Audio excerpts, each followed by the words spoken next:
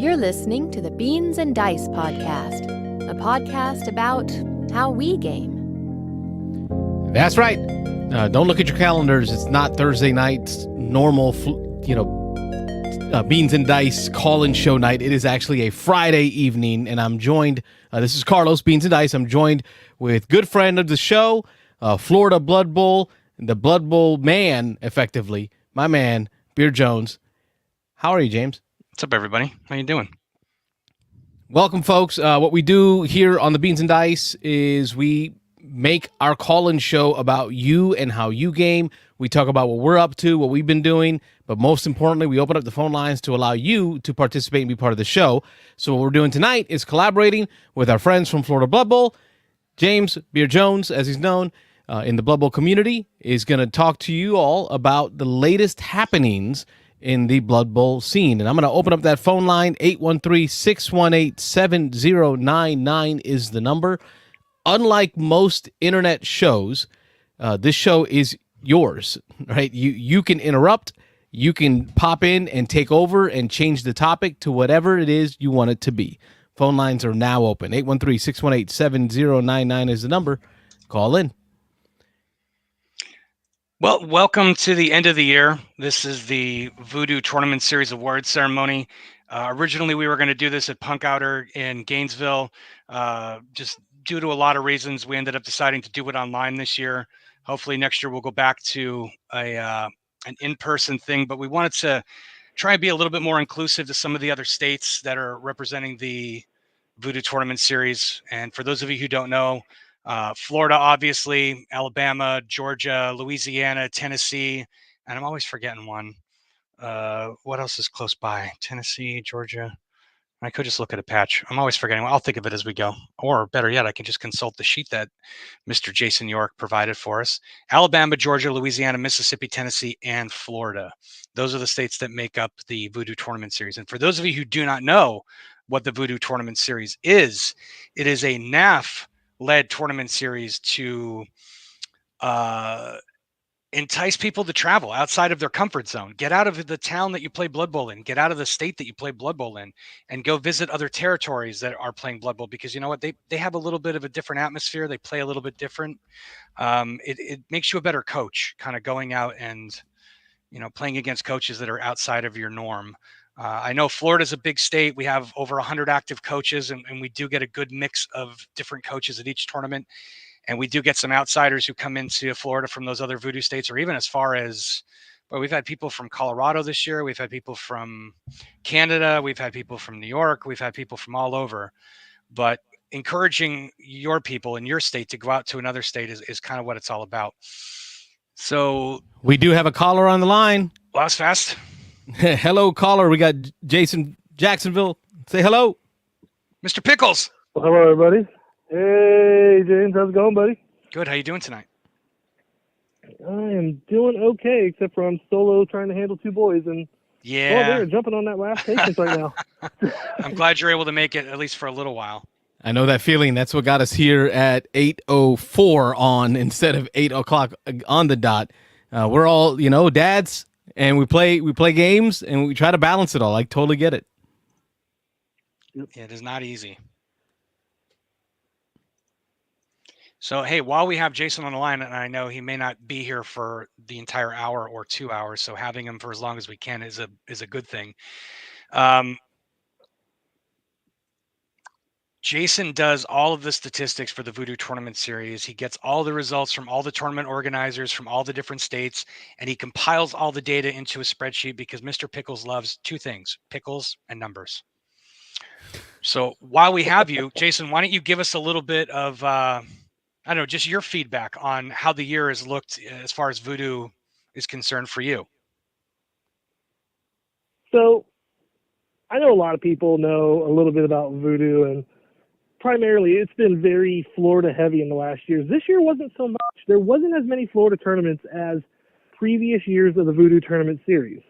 And we actually had some fantastic tournament organizers in our other states do a great job of having events run in their area of the Voodoo Tournament Series. I think this is the first year we have had 5 of the 6 states have an event run in their state for the tournament series, which I think is absolutely awesome. That's fantastic. And that missing state being I know Louisiana. Louisiana's the missing one, but it won't be missing next year when we do that Destination Blood Bowl event. I was just going to say that it's why we do those. We're going to get to that in a little bit.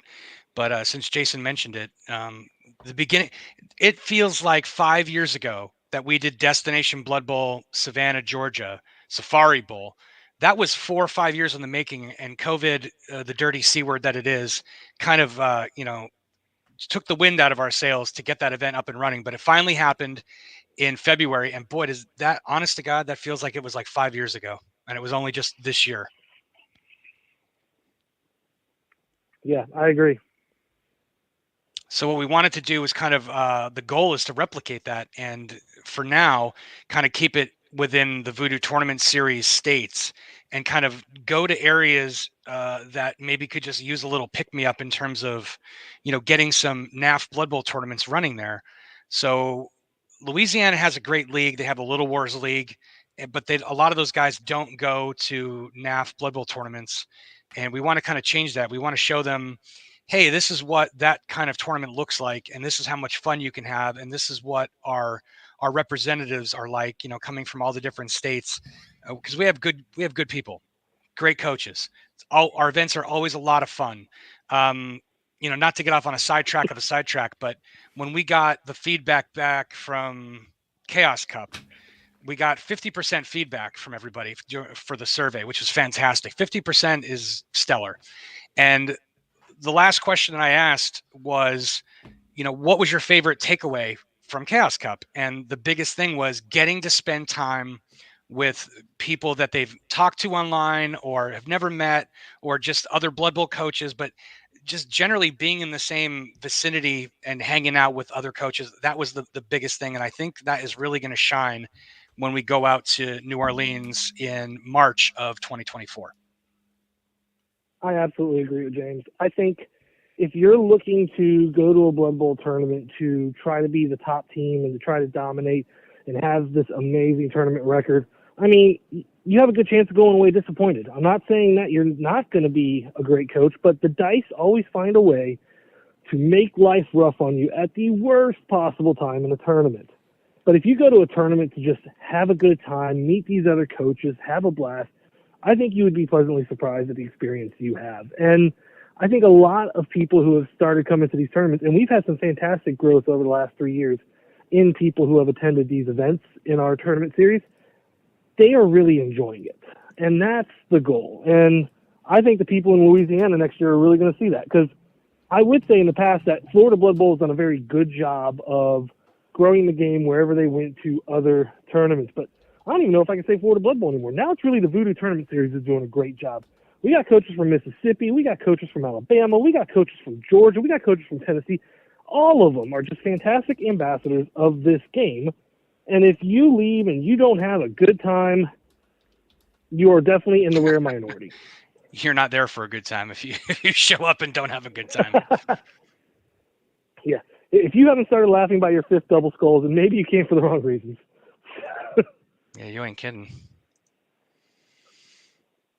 So I think the other states have done a great job of really stepping up in this tournament series. I think Chaos Cup this year actually probably reduced the number of events in the state of Florida because people were more focused on Chaos Cup. And really, Chaos Cup is the result of not only James being absolutely awesome at what he does and getting out there and really promoting the game of Blood Bowl, but of everybody else also really just being great ambassadors and growing this area. And I would argue with anybody that our tournament series is probably one of the fastest, if not the fastest growing tournament series over the last 3 years. And all of that helped to convince people that we should have a big tournament. Sure. Yeah, it definitely went a long way. One of the things that I was really thrilled about that we got to do at Chaos Cup was Jeff had a great idea at the last Chaos Cup in Chicago where he broke all of the coaches out into the original NAF, or not NAF, but like GW Blood Bowl teams by NAF number. It was a good way of like spreading everybody out so that he can return the score sheets out to everybody and segregate them so that they can easily pick them up. I didn't want to repeat that, so my idea this year was to break it out by NAF tournament series, and it really brought a lot of attention to all the different NAF tournament series out there. There were some people in Florida who did not even know about Voodoo, and some of the other states, and I get that. I mean, it's there's people who play Blood Bowl casually, and there's people who are in it in it to win it, and they're in it every day, and they're they get into the meta and they get into the fluff, and they're all about it. So you would kind of know what the Voodoo is and how that all works.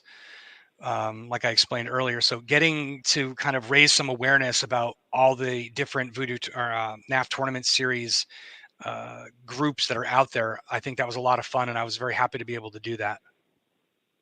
Yeah, that was actually a fantastic idea you had, James, and I think it really opened people's eyes, not only in just our region, but I mean, there was, I think, 9 different tournament series that we had there, as well as an international spot.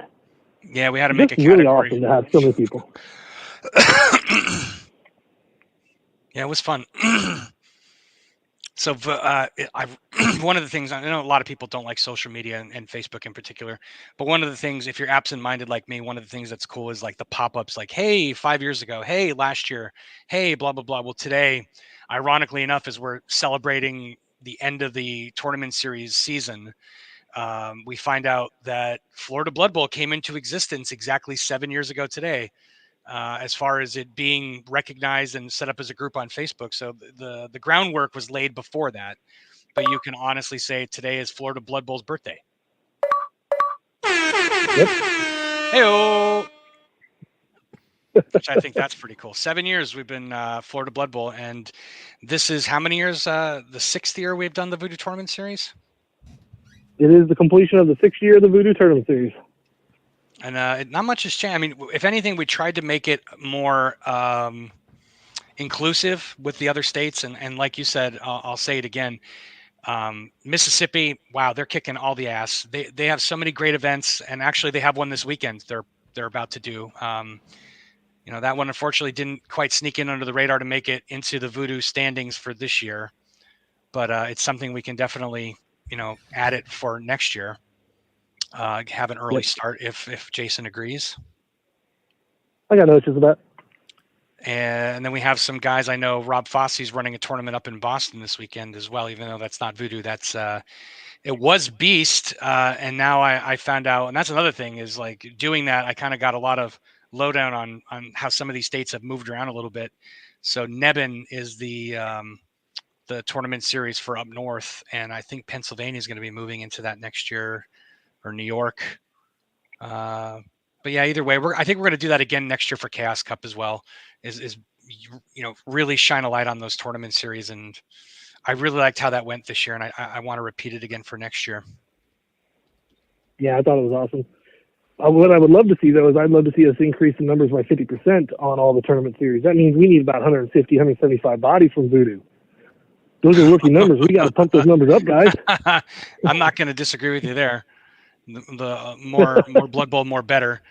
But more Blood Bowl, more better. I think this year, like you said before, we definitely went from quantity to quality. Florida Blood Bowl's always had a high number of tournaments. 1 year even surpassing the 40 mark. But either one to me is not a bad thing. Whether we have a high number of tournaments or high quality tournaments, I think that's a win-win, no matter how you look at it. I think for the most part, everybody's tournaments have been pretty well attended.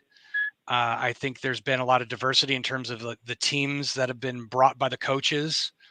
I know you had some statistics that you broke that out. If you have the time, if you want to go over those highlights before we get into the winners and the state MVPs. Yeah, go ahead, Jason. That's all you, buddy.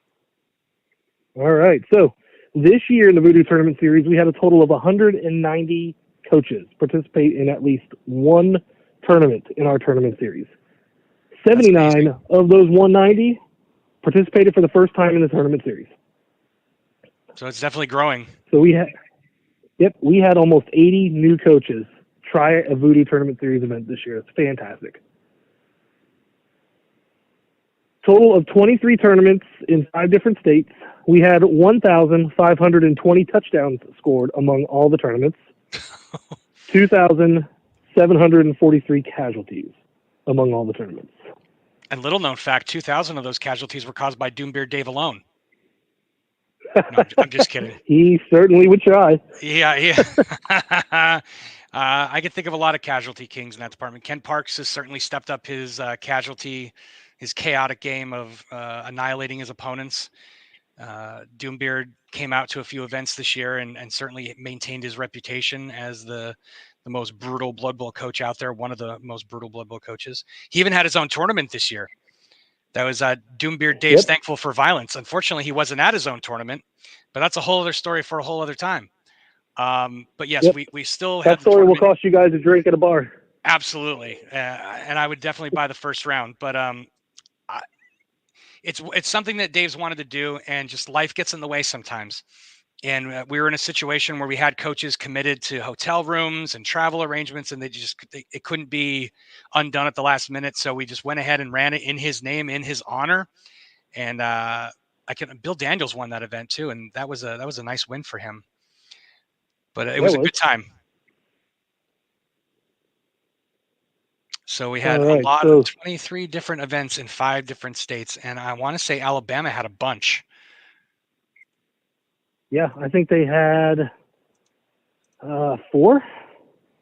Yeah, I'm just trying to think off the top of my head because I don't have it in front of me. Yeah, Georgia had a bunch. Mississippi had a bunch. Tennessee, I think they had 1 or 2. Well, I'm really hoping we got big things planned for Tennessee for 2025. I know there's talk of doing the Destination Blood Bowl event there. Matt Paring is involved with that. He's already making his plans. So I think we're looking at the Pigeon Ford. Is that what it is? Pigeon Forge or Pigeon Forge area? Forge. Forge. Yeah. Forge. So that would be great. What time of the year? That's a good question. We haven't even gotten to NOLA yet. So he's got plenty of time to prep that out. But as we get closer to it and he starts to solidify a lot of his plans, we'll certainly. It's a beautiful area. That's what summertime. It's super green and lush. Wintertime, you get snow out there, and it's all white capped. Good idea. And Dollywood apparently too, right? Isn't that a thing out there? Yeah, right out there. Yep. Whenever I think of Dolly Parton, it takes me right back to junior high school. I had a shop teacher, Mr. Kravchik, and he was obsessed with Dolly Parton. And when you opened his tool, not a toolbox, but like a tool, like a chest. Like a huge one. It was almost like an armoire. You'd open it up, and there was just huge pictures of Dolly Parton on either side. And God help you if you diss Dolly, you'd be in trouble. You'd be missing a finger. And Dolly's still kicking. Yeah, she was at the Dallas game. Was it a couple of weeks ago in a cheerleader outfit? Oh wow! I bet your woodshop teacher was watching that one. Yeah, that's worth a Google. Definitely worth a Google. All right, Jason, I didn't mean to interrupt you. Keep on going there, buddy. Oh no, you're good. All right, so let's talk about the Voodoo Tournament Series. So for those of you who don't know about the Voodoo Tournament Series, the Voodoo Tournament Series includes any NAF-approved tournament in the states of Tennessee, Alabama, Georgia, Mississippi, Louisiana, and Florida. Must be an NAF-approved event. The only exceptions to this is a major tournament like Chaos Cup. Chaos Cup is not considered part of the Voodoo Tournament Series because it is a major worldwide event. So just so some of you know, because I know a lot of you went to Chaos Cup, we appreciate that. Technically, not part of the Voodoo Tournament Series. No, but the GW event was one where it was in Florida. I ran it, and I had full control over the rule set, and it was not a major. It was just part of the Games Workshop US Open Tournament Series for this year, but we did include the Tampa event as part of Voodoo. That is correct. So first, we're going to go over our performance awards. Now, these awards are most touchdowns, most casualties, best defense. In order to qualify for these awards, you must have played a minimum of 10 matches. Not 10 tournaments, 10 matches. So if you went to a tournament with 4 rounds, another tournament with 6 rounds, you've hit your 10 matches, you qualify for these awards. These awards are averaged based on per game. So it is not who scored the most touchdowns. It is who had the best touchdown average per game, as long as you met the 10-game threshold. Cool. This year, for most touchdowns, I believe is actually a repeat from last year. So retaining their title is Will Mayo, who had 1.9 touchdowns per game average in the Voodoo Tournament Series this year. Congratulations, Will. Our most casualties might actually surprise a lot of people, because I know we talked about some great casualty people in the Voodoo Tournament Series area, like Doombeard and Ken, and even Eric, which I believe came in second on this one. But this year's winner, coming out of the Pensacola area with 3.2 casualties per game, is Jamie Woodard. Wow. That I believe this is his first one. Yeah. Well, he earned that. That came out of nowhere. Nice job, Jamie. Yeah. Our best defense, we had a couple really good defensive coaches this year. This coach gave up 0.31 touchdowns a game. So this coach could play 3 games and is averaging less than 1 touchdown given up in those 3 games. They absolutely crushed it. And this winner is Brad Fritz. Nice. You know, I've been saying for the last year or more that Brad is due to win a tournament. Like, I feel like he's gotten close several times, and I feel like he's just overdue to take home some hardware and win a tournament overall. He's a fantastic coach. Sportsmanship. It's always fun playing a match against Brad. And yeah, he doesn't make it easy for anybody. You got to work for it. Yeah. He's been fantastic defensively for a while. I think his only negative is he'll play teams like Corn and sometimes end up with a 0-0 tie. And that's what hurts him, but it's always 0 against him for the most part. He's rocking those Penguin Vikings too. Those Penguin Norse. Who makes those? Are those Grebo or Hungry Troll? I think they might be. The Cutimals. Yeah. He might have to go a little bit more hardcore and scare the pants off of his opponent. Maybe give those Penguins a break for a season. Yep. All right. So the Iron Man Award. This is an award that we've been giving out for the coach who attends most tournaments. And in years past, the coach who wins this attends something like 18 tournaments, 19 tournaments. I believe one year we had 24. This year, we had one and only one coach attend more than 10 tournaments this year. And that was Pat Wynn, who attended 11 tournaments and wins the Iron Man Award. He must have been taking his vitamins. How did such an old guy make so many tournaments? He's in bed by 7 o'clock. You know what? He came up in Jacksonville in November for the Ancient City Barrel Bash, and that was the 11th one that put him over. Nice. Because he was in a 2-way tie with a couple other people for 10, I believe. Pat is, if work doesn't get in the way, Pat is always committed to supporting Florida Blood Bowl and the Voodoo tournaments, and he will always go above and beyond to try and make as many tournaments as he can. I know in the past we've had Josh, I think Wojcik, take that award, Ken Parks, but yeah, Pat definitely deserves it. Great job, Pat. Thank you for attending as many tournaments as you do. All right, now we're getting into our Tournament Series awards, and here's how this is going to work. When it comes to the Voodoo Tournament Series, you are graded on your best 10 scores. So if you're someone like Pat that went to 11 tournaments, you would actually drop your lowest of your 11 scores. If you did not reach 10 scores, unfortunately, your remaining scores are zeros. And so you add up your total points among the tournaments to determine who ends up as our champion, second place, third place, and our top stunty. And then if a state is not represented in our first, second, or third position, we do have state MVPs that we are awarding for the coach from that state who performed the best in the Voodoo Tournament Series this year. So first, I'm actually going to start with the state MVPs. In Tennessee, the state MVP is Stephen Fickert. And I apologize if I butcher names. Butchering names is something I'm very good at. English is also not your first language? Well, it is, but it's just poorly. No, don't listen to him. It's Ubby Dubby. That's his first language. I'll be done. In Mississippi, our state MVP is William Brokaw. Nice. In Louisiana, it is Dwayne Hidalgo. In Alabama, it is Brian Evans. Now, Georgia's a little interesting because, like I said, unless the coach is represented in the first, second, or third spot, we do a state MVP. Well, the Georgia State MVP didn't make first, second, or third. The Georgia State MVP, however, is our stunty champion for 2023 in the Voodoo Tournament Series. So winning both the Georgia State MVP award and the 2023 Stunty Championship is Isaac Clisby, who I believe was also our Chaos Cup Stunty Champion. Yes, he was. The Marquis of Peaches himself. He's been on a roll. He is. Isaac, he's in the chat. He's like, I know that guy. Great job, Isaac. All right, our top three. Third place this year in the Voodoo Tournament Series. And I believe this is his first top three ever in the Voodoo Tournament Series. He's always been real close, but he finally cracked it. Thomas DiGirolamo. And I have no idea, Thomas, if I said your last name right, but you know who you are.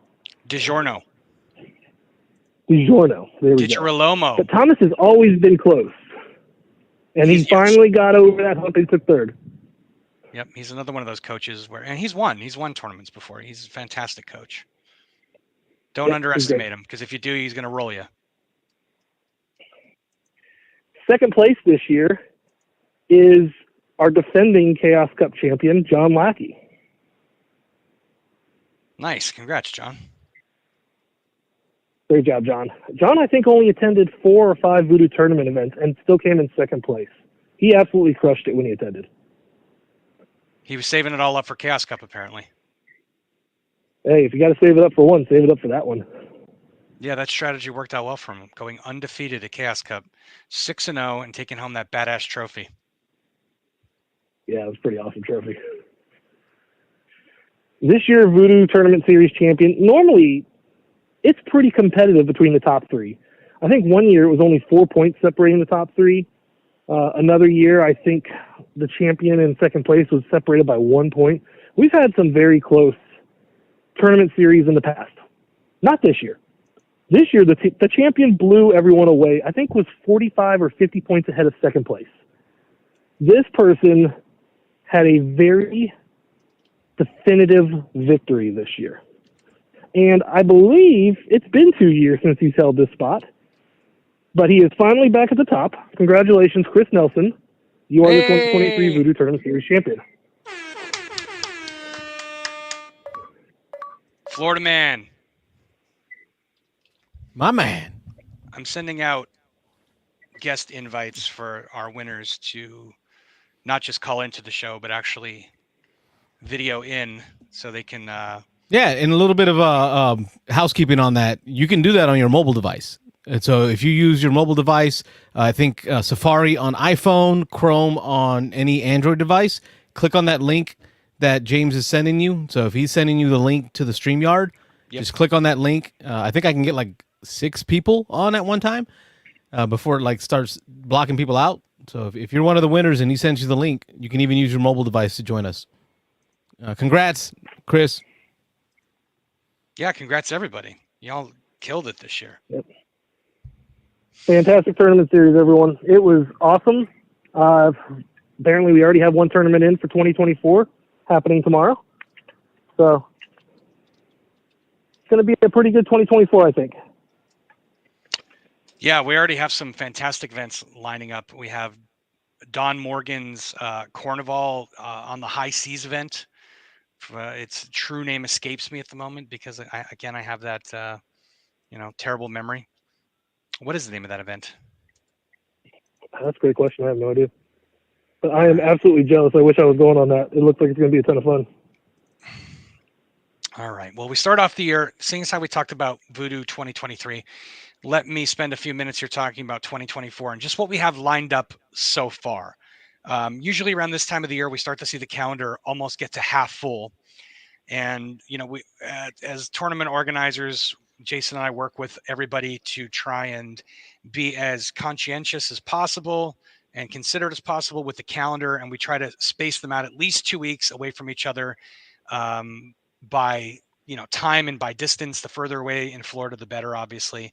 And we also try to not do doubles of events that are outside of the state just because they're outside of the state. Again, we want to encourage our own coaches to travel between the states. So we work with all the Florida coaches, all the Florida, not coaches, tournament organizers, and all the Voodoo tournament organizers to try and make as cohesive a calendar as possible.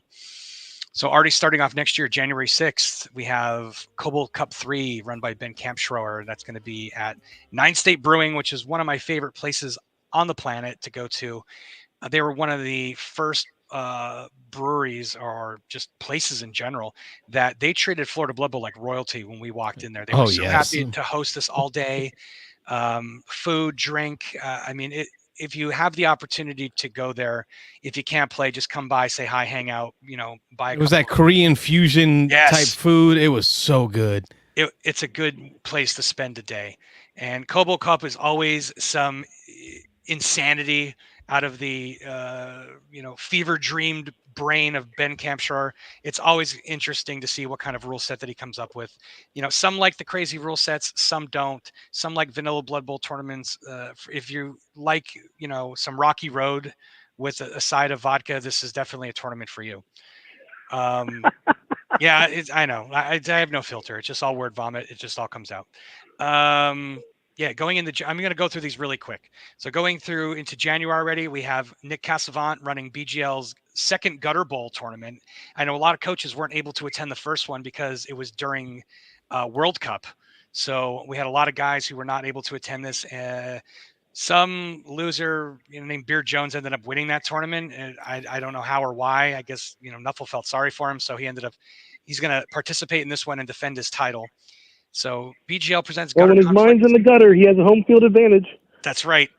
This one actually, the unofficial title of this one is Trash Panda. So nice. I'm all about the Trash Panda. Cornwall 7 Seas Blood Bowl tournament, 7 Seas. So it's Blood Bowl 7s on the high seas, and it's a Cornwall event run by Mr. Don Morgan, who formerly out of Mobile, Alabama, who is now a Florida native through and through. That's going to be quite a long event. I think it's like it alternates every other day. So you have Blood Bowl on one day, then an excursion or just ship stuff on the next day, and then Blood Bowl. But it goes from the 3rd to the 8th, and that is going to be a good time. Last I talked to Don, there's actually more non-Florida Blood Bowl coaches attending that event than actual Florida Blood Bowl coaches. So that's cool. That is cool.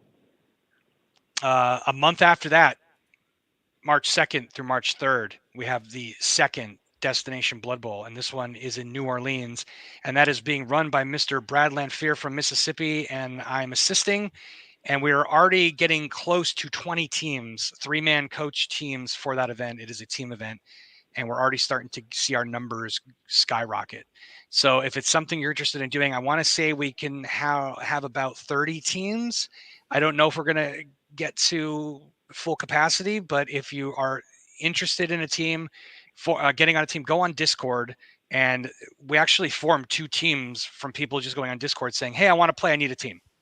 So that's your jump on Facebook if you're on Facebook, jump on Discord if you're on Discord, and if you're on the Florida Blood Bowl Discord, you'll find it. It's out there, and if not, then just message myself or message Brad Lanphier out of Mississippi, and we'll make sure that you get the link to that. But that's going to be a wild time.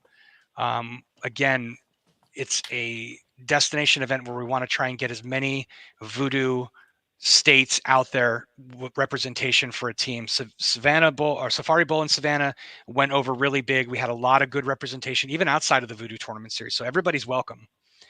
But when we do these Destination Blood Bowl events, at least for the first few years, we're focusing on Voodoo states, with New Orleans, Louisiana, the target for 2024, and Tennessee for 2025. Next up, we're heading into April, the Art of Blood Bowl. This is Will Claypool's first Blood Bowl tournament as a tournament organizer. And this is one that's been rattling around in his brain for a while. And he's finally putting pen to paper and putting everything in place and running this event. This is going to be a very creative event. the swag that's involved, the rule set, and some of the other things that he shared with me that I've seen, if this is going to be a lot of fun, and it's going to be very creative. So we're very much looking forward to that one in April 6th. Then we get into May, and it's the return of the Three Kingdoms Challenge. It's we alternate every other year. Last year was a team event. This year is a solo event. This is TKC 8, the Norse incursion of Lustria, where it will be a precursor using rules that we're going to end up using at Chaos Cup 2024. So if you want to get a leg up and practice your roster or get used to the rule set, this is an event that you want to come out and take a shot at. That is going to be at the same place that we had it last year, which is at the Wyndham in Kissimmee, aka Orlando. And that's going to be a wild weekend. And I think there's going to be a Friday night event that's going to be added to this. I think Ben might be running that, and it may be Dungeon Bowl. We're not sure yet. We'll see what happens. And speaking of Dungeon Bowl, we have the return of River City Dungeon Bowl 5. So I'll let Mr. Jason York, Mr. Pickles talk about that. So I don't know what date is on there on Facebook. It might have to shift because March, April, May are always prime baseball seasons for my son and his team, and I coach it. Okay. But the River City Dungeon Bowl we're going to be incorporating a ton of the Dungeon Bowl rules from GW. So I know in the past, Dungeon 7s had different rules, had different unique things. A lot of what we're going to be doing as far as people coming into the dungeon, how you find your ball, everything like that is going to be mimicking what Dungeon Bowl is in GW, with one exception. You're still playing on the same old pitch that we've always had. So, and it is still going to be time. 1 hour. And the more you score, the more points you earn, and the more points you earn, the better shot you have of winning it. It's absolutely my favorite version of Blood Bowl because it's set time limit. You go as fast as you can. Faster you go, the better shot you have of scoring more points, and we always go 6 rounds, which I still like to affectionately call the first 6-round tournament in the state because, well, you know, it's a very small tournament, and it only takes an hour for each round.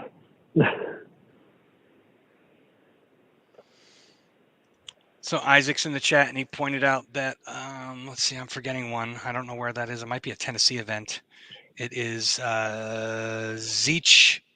Zeechanese or Zeechese in February. Cheeses? Is that Matthew's event? I think so. I think that's Matt Perring's event. So is that a Tennessee?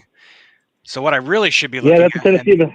And this is something that we all need to be in the practice of doing, is I'm looking at the Florida page because a lot of the TOs will share their events on the Florida page, and that's just force of habit for me. But we need to post all these events on the Voodoo Facebook page. And, I'm not sure if we have a Voodoo Discord, but that's probably something we should look into for 2024. So I'm looking at the Voodoo Tournament Series Facebook page now. I tell you what, the Beans and Dice community with that Discord is really blown up. It is such a great way to have. We have multiple tournaments going on all the time, and we have separate channels for each tournament. So it's so easy to know what's going on with each event separately. I'm going to wholly recommend Discord for the community. Yeah. Before we move forward, though, introduce our guests that's shown up. We have some guests pop in while you were going through the rundown. Look at these two handsome fellas. Congrats, guys. Congratulations, Brad, and man, Chris Nelson. Well, Chris is no stranger to being in the upper echelons of Florida Blood Bowl and Voodoo, but Brad, welcome aboard, sir. Thank you. I was completely great surprised. job, Brad. That was an awesome year. Yeah, completely surprised. I had no idea I was even in that category. So, and that's how we like to keep it. Unlike the shocking. days where Mr. Nelson and Mr. Alberto would hover over my shoulder trying to get glimpses onto my computer. Those were the early days. So now it's like, oh my God, a surprise. Everything. Jason York keeps everything, including his pickles, under lock and key. He needs to start sharing that spreadsheet so we can start gaming it a little bit more. I have fond memories of that. Nope, not happening. So tell us about I think one of my favorite things to do. Oh, go ahead. Oh, no, I was going to say, we have them on here. Let's make good use of their time. Tell us how, we'll start with Brad. Tell us how your Voodoo season went from the beginning until now, because you were there at Safari Bowl. Was that your first event for 2023? I don't remember exactly. I think I went to a lot less tournaments than I normally did this year. I did some of the bigger tournaments. Went up to Savannah with our team with Chris. John Alberta, and Matt, I want to say his name was. I'm drawing a blank. But I think I went to a lot less tournaments and tried to hit some of the bigger ones this year instead of getting the every weekend, every other weekend grind. Yeah, it's not always feasible. Everybody's got a busy life outside of Blood Bowl, but obviously that strategy seemed to pay off for you. Yeah, it was a lot of fun. I don't regret anything. More Blood Bowl, more better, but also having the quality events was really nice as well too. So I'll take it any way it comes. One of the reasons Matt Cole, Ken Parks pointed, I think was your teammate. One of the reasons why I like to not play in the events that I run and get a ringer is so that I can spend the time to go around, take pictures, watch people's matches, see how they interact with each other. And Brad, I can honestly tell you that everybody loves playing against you. And like I said before, you are not an easy opponent in the slightest. If anybody gets any leverage on you, they have to work their ass off for it. So yeah, great sportsmanship. You're a great coach, and I'm going to call it right now. In 2024, you're going to win your first NAF tournament. I would appreciate that. I due. definitely would. I think I'm due. If I don't get it this year, 2025, I'll keep pushing. Destination New Orleans. There you go. There you go. I'll take it. Or call Chaos Cup right now, 2024. Call it out. Oh, that'd be a shot right there. That'd be a moonshot. I'm working on the trophy already for 2024, and considering it's a Norse theme, you're going to want to win that trophy. Yeah, I think I'm just going to do a year of Norse, get that under my belt. That way I'm know what I'm going through. Perfect. Mr. Nelson, how did your Voodoo 2023 go? It's good to be back. I tell you that right now. Oh man, it's been a couple of years. I've just been sitting here, just biding my time. I'm happy to be here. Well, first off, I wouldn't be here if it wasn't for teaming up with a couple of different people. So big shout outs. First off to Brad and Matt Cole, John Alberto, our whole team for Savannah. That was big. Teaming up with Josh Wojcik, and then teaming up with John Lackey, none other than John Lackey, where together, I think we went, gosh, what was it? Out of the layover to Lustria, which was the lead up to TKC, and then TKC, I think we had one draw or one loss between us throughout the entire time. So John and I absolutely killed it. John's a big reason why I'm here right now. So shout out to him. It was good to see John at Chaos Cup. I know he's got a lot of life stuff going on as well, but I fully expected him to. I knew he was committed to coming, and I thought, something's going to come up. And to see his handsome, rugged face there at the event, it was. I'm glad he was able to come out and attend. Yeah, I never doubted him for a second. I mean, I figured that he was going to go either 5-1, like 5 wins and draw, or 6 wins. But when he came out with 6 wins, it was the only coach. I was like, yeah, that makes sense. That sounds about right. So I've had a great year. I went to tournaments all over the place, got to go to World Cup and hang out with all the boys over there in Spain. We had a great time. I mean, it's probably been my best year of Blood Bowl. I loved it very much, and including the U.S. Open in Tampa. That was a lot of fun too. So thanks for that. Yeah, absolutely. And we're going to do that again next year too. It'll be a good time. So let me ask you guys this. And I always want to get more feedback from the non-Florida states. And we will get back to the 2024 list of tournaments that I have. But while I have the two of you here, what do you guys think? How could Voodoo be improved for next year? Either, just overall more inclusiveness, or better rules, or better themes, better ideas. What do you guys think? You have any thoughts on it?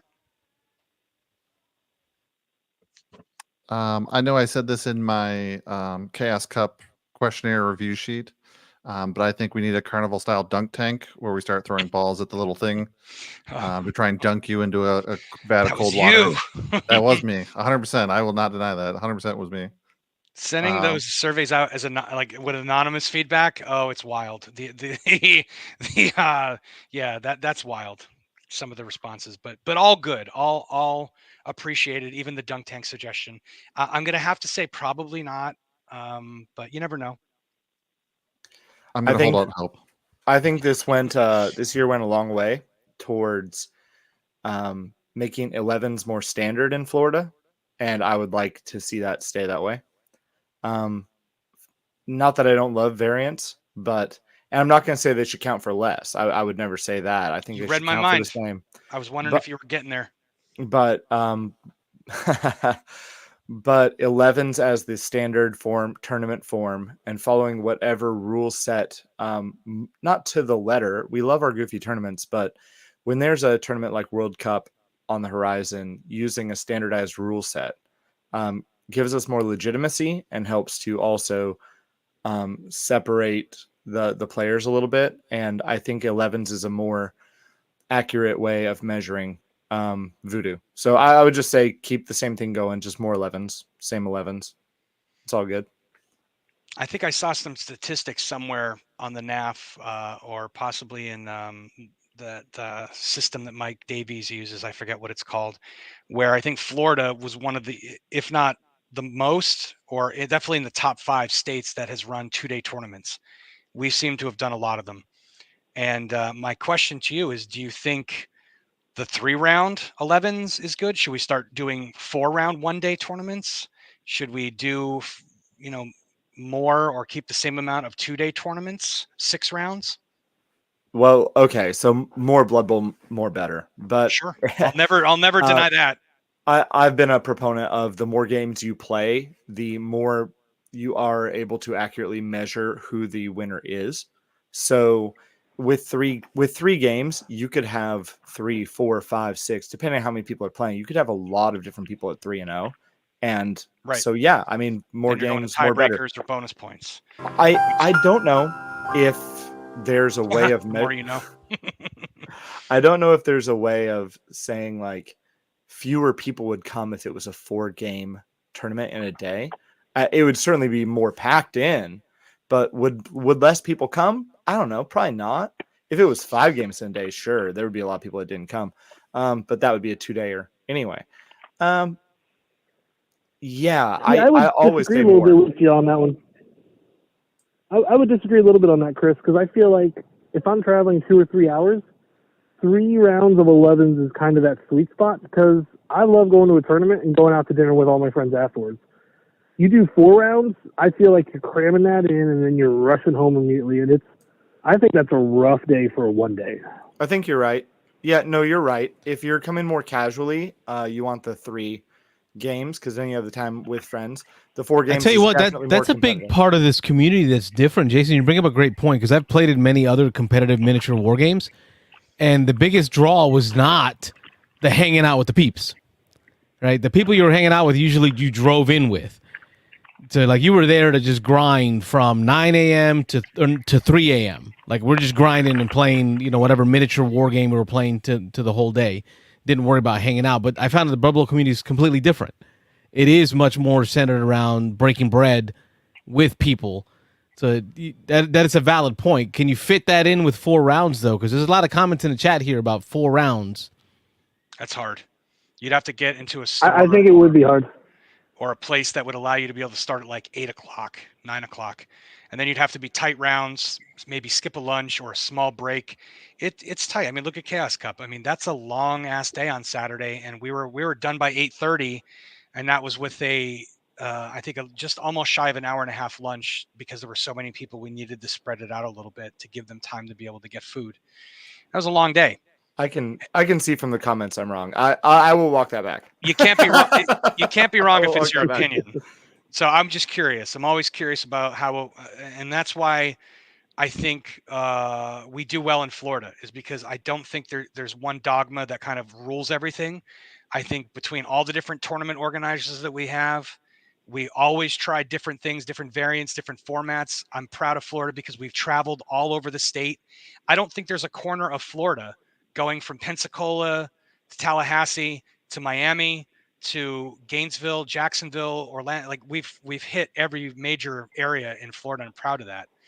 So I think we've tried it all, but I still love to know what people think and why they think it to make a better tournament or a better experience from everybody. But honestly, reading all that Chaos Cup feedback, it was the camaraderie and the ability to be able to hang out with people. And I think like people like Pat Wynn have said that from the very beginning. It's like, like in regards to Chaos Cup, like when we would be in Chicago, like it turned into a Friday night icebreaker to do that event, where back in the day it was a social outing as opposed to a more Blood Bowl, more better.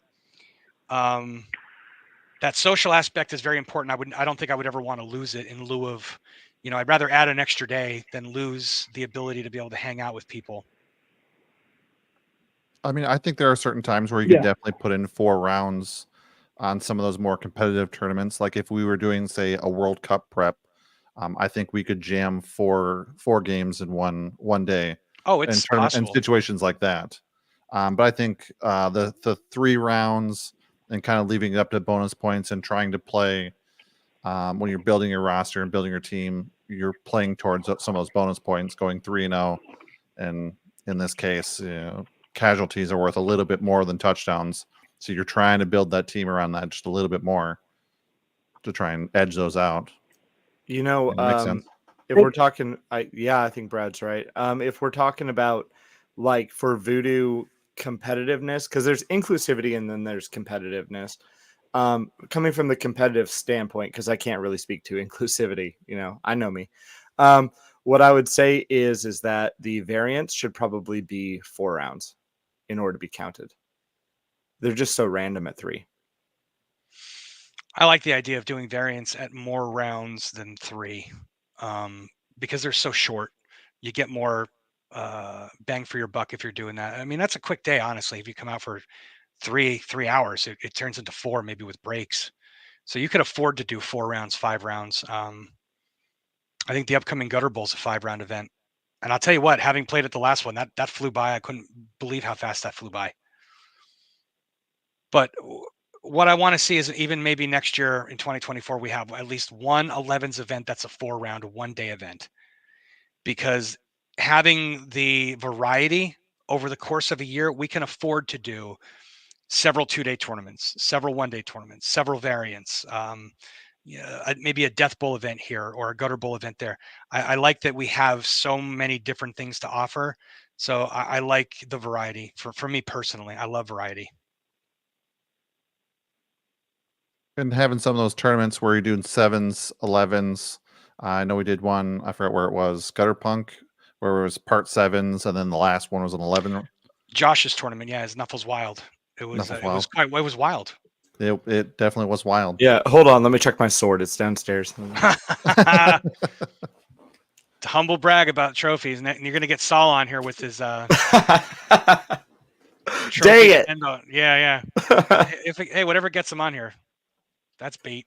Yeah, he's streaming right now. I let him know. I texted him. Awesome. Also, that trophy for Chaos Cup, that sword was pretty nice too for the Fumble League. That would have been one to win too. Sean Cowley got that idea from Josh's Knuffles Wild because he had a very similar types trophy for that event, didn't he? And then you get tiny ones for second place. Oh yeah, Chris mentioned he has it. You won that event, Chris. Yeah. Dwarves are the way to go if you're playing on those events. Funny story about that. You would think dwarves would be bad in 7s and good in Street Bowl, and I ended up winning both my 7s matches and losing my Street Bowl. But that's life. It's the little surprises that keep you going.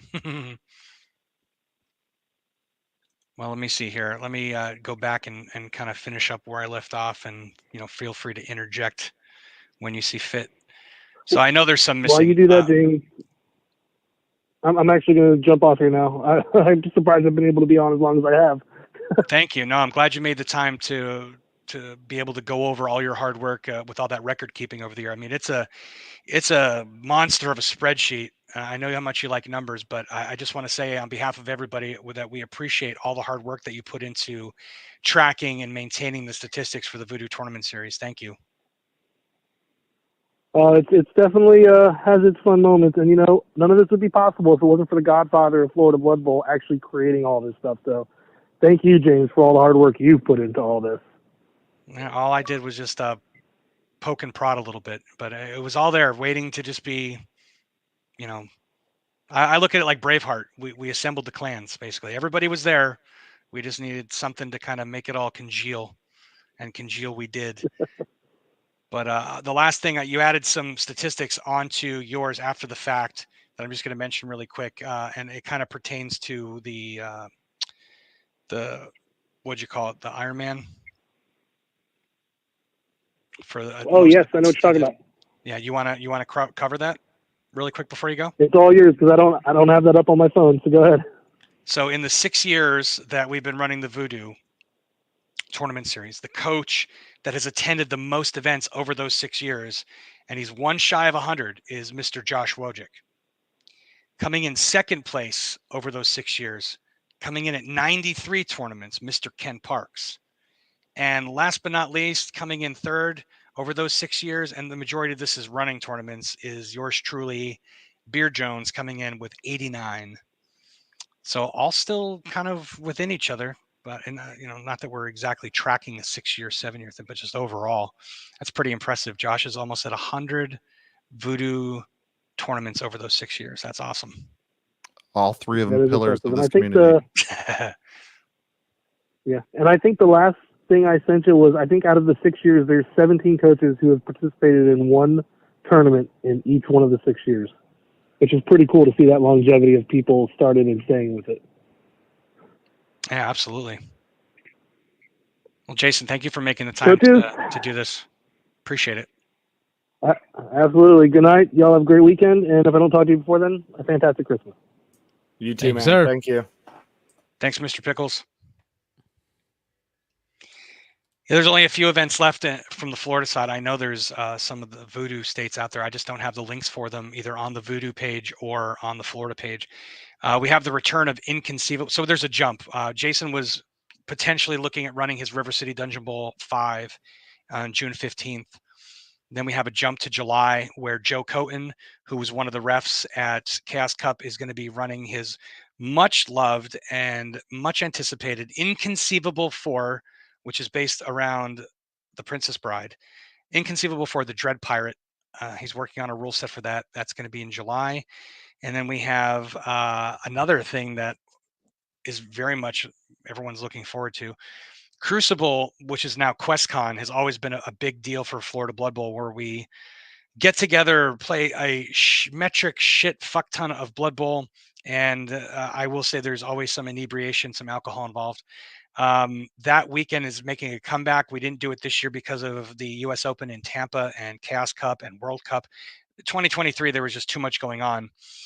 So 2024, we have Mr. Samuel, aka Sam Soto, is going to be our new chairperson for running and organizing and making sure that it happens fantastically the whole Blood Bowl weekend. So we're going to have events on Friday, we're going to have events on Saturday, we're going to have events on Sunday.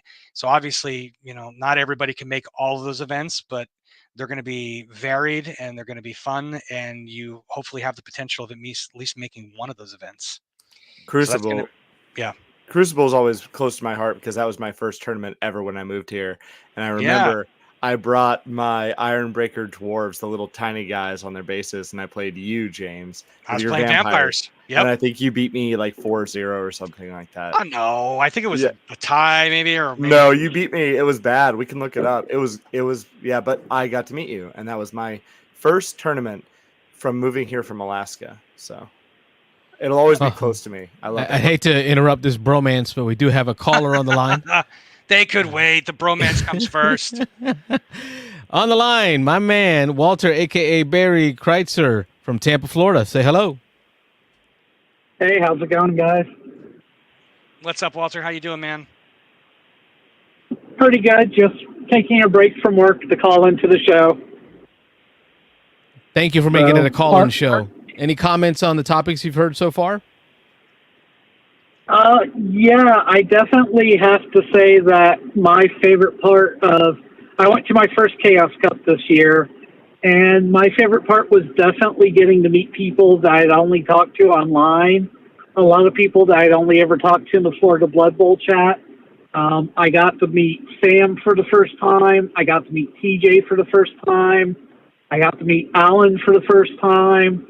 So there's a lot of people that I've talked to that I recognize the names, but I actually got to put faces to names and meet people that, you know, I've talked to forever online, but never actually met in person.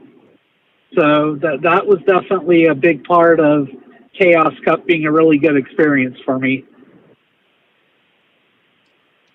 And I do have to say it was the most well-organized tournament I've gone to. Thanks, man. Appreciate that. Definitely put the hours in. You know, we had a great steering committee with Jason York and Eric Nyberger. I couldn't even, I mean, I've run over 100 Blood Bowl tournaments, and I can honestly tell you that I have not put the amount of work into a single event like I did with Chaos Cup. It was, I'm already working on 2024 because it's being given the gift of being able to run that tournament from Jeff.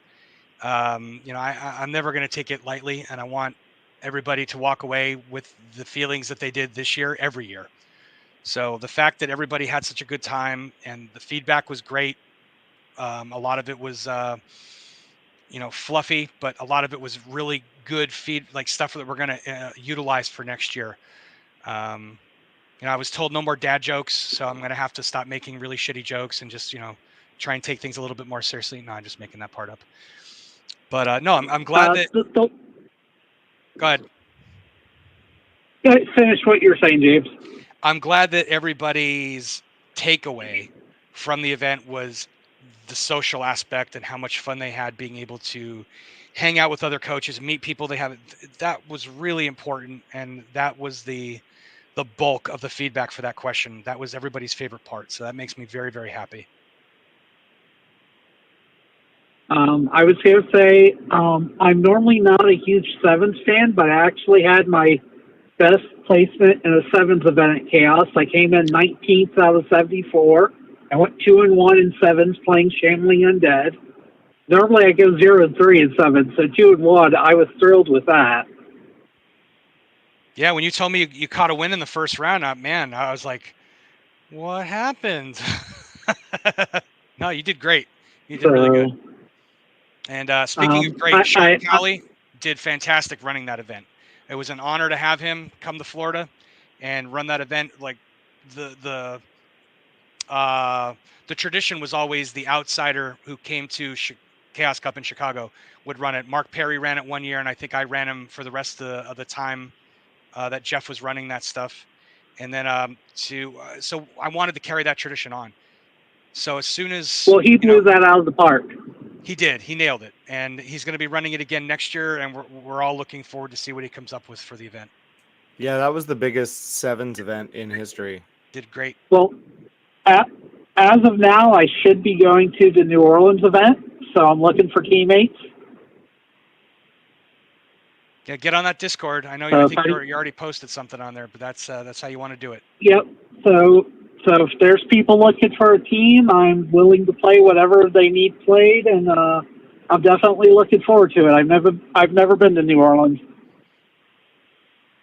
Speaking of that, you had mentioned online you were playing Chaos Dwarves recently. How do you feel now? Are you a changed man? Right, all the trash he talked about the Chaos Dwarves, and then he called me, I think a couple weeks ago, he called me to congratulate me on the new baby, and then told me all about his new love. Oh, I didn't say love. I felt dirty playing them. I felt filthy. I felt filthy just painting them. You liked I did not. No, they are filthy and awful. I will probably pay them because, you know, I painted the one, because I won 2 teams at Chaos Cup. I won Chaos Dwarves and I won Norse, and that actually got me back into painting. In the last, basically, month, I've painted 3 teams, so... I painted the Chaos Dwarves, I painted the Norse, and I painted my Year the Rabbit team that's going to be both Goblins and Stotlings.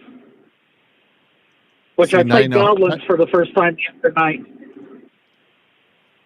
Now I know how Chris feels all the time playing Chaos Dwarves. Just dirty. He knows it's wrong. He still does it. It's so good, though. We need to adjust some things here. I played it to get him off my gaff. And I was glad I did. I felt dirty. Tomorrow, Brian Farabee and I play our playoff game for the Warehouse 51 League to see who's the champion of the first league that they have. Nice. So it was only a 4-game league. It was really a lot of new players getting into it, and Brian had one more league point than I did, but since we didn't get to play each other because they wanted to make sure everyone played new players each game, Brian reached out to me and said, let's do a playoff game to see who actually wins this league. So we're going to do that Sunday at 1 o'clock. Awesome. Good luck to both of you. That'll be fun. So, but if you're playing for the championship, how do you get a spoon? Yeah, Walter. He's so torn. Hey, I have a goal for 2024. My goal for 2024 is no wooden spoons, and I want to win my first tournament or win my first trophy. If it's not first place, I want to get most casualties, best ante, something. But I want no more spoons for 2024. Insert workout montage now. But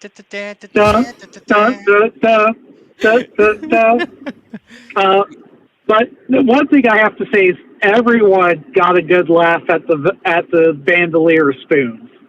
Like everyone that saw that at Chaos Cup got a big smile on their face.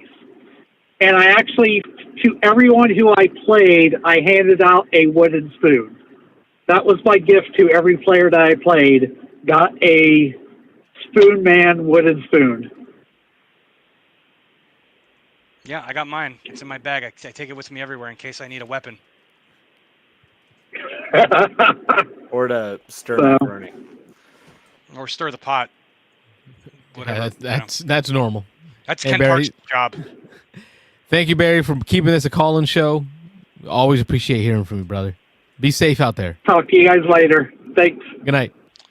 Walter's telling half the truth. He's done with wooden spoons. Now he wants golden spoons. Platinum records. Spoons. Ken Parks mentioned in the chat that Sam Soto is going to be running a tournament in the Cape Coral area on 420. Take of that what you will. I know it's a highly psychedelic tournament. There's going to be some interesting shit going on, but that's going to be a good time. Are you saying there's going to be some hypnotic gazes going on down there? I'm not at liberty to talk about anything. I'm not running that tournament. I will be partaking, and you could take from that how you want to, whatever you want. But yeah, that's going to be a good event. I really, who I really want to run an event because they are a fantastic group of blood bowlers is the guys down in Key West. They were talking about setting something up, and I really hope they put something on the calendar for 2024. I've been to Key West one time, and it was a blast, and I would love to go down there and spend a weekend down there and playing a Blood Bowl event like for a day, and then just soaking in all of that awesomeness, being surrounded by water everywhere. I'll tell you when we should do Key West. So when the destination Blood Bowl finally circles around to Florida, because it's supposed to go elsewhere. But when we've done all the voodoo states, destination Florida should be destination Keys. I would drink to that. Mile zero. Yeah, that'd be an awesome group picture. Taking it down there at the landmark. And it kind of is a destination for Florida. I mean, it is pretty far out of the way from most of us. I mean, it's like I was 8 in Miami, hours for me. You guys in Miami. Yeah, it's and then God help you if you get stuck in traffic. Oy. It's brutal. Robert Eddy was like, I would come to that in Key West. But yeah, We'll have to do it in the winter.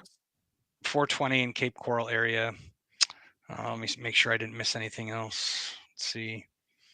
Thomas Digirolomo is all about the 4 rounds. Josh said goodnight.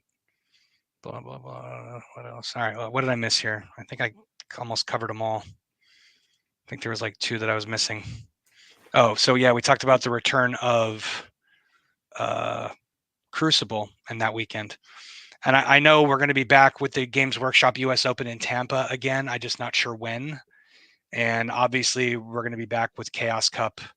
And that is going to be the weekend of, and I'm about to announce that probably next week. It's going to be November 8th, 9th, and 10th. Sean Calley will once again be running the Friday night event. I'm assuming it's going to be 7s based off of our last conversation, but there's a lot of months between now and then. Anything could happen. And then I'm hoping Nice Clay. Podcast, state your name. Where you calling from? It's calling from the penal colony.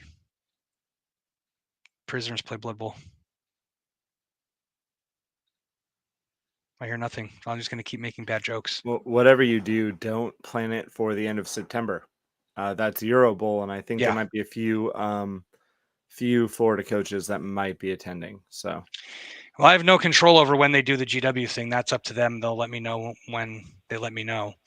But yeah, Chaos Cup is always going to stay in that sweet spot in November because it is technically after hurricane season, knock on wood, that we didn't even have any kind of a drop of anything with that this year.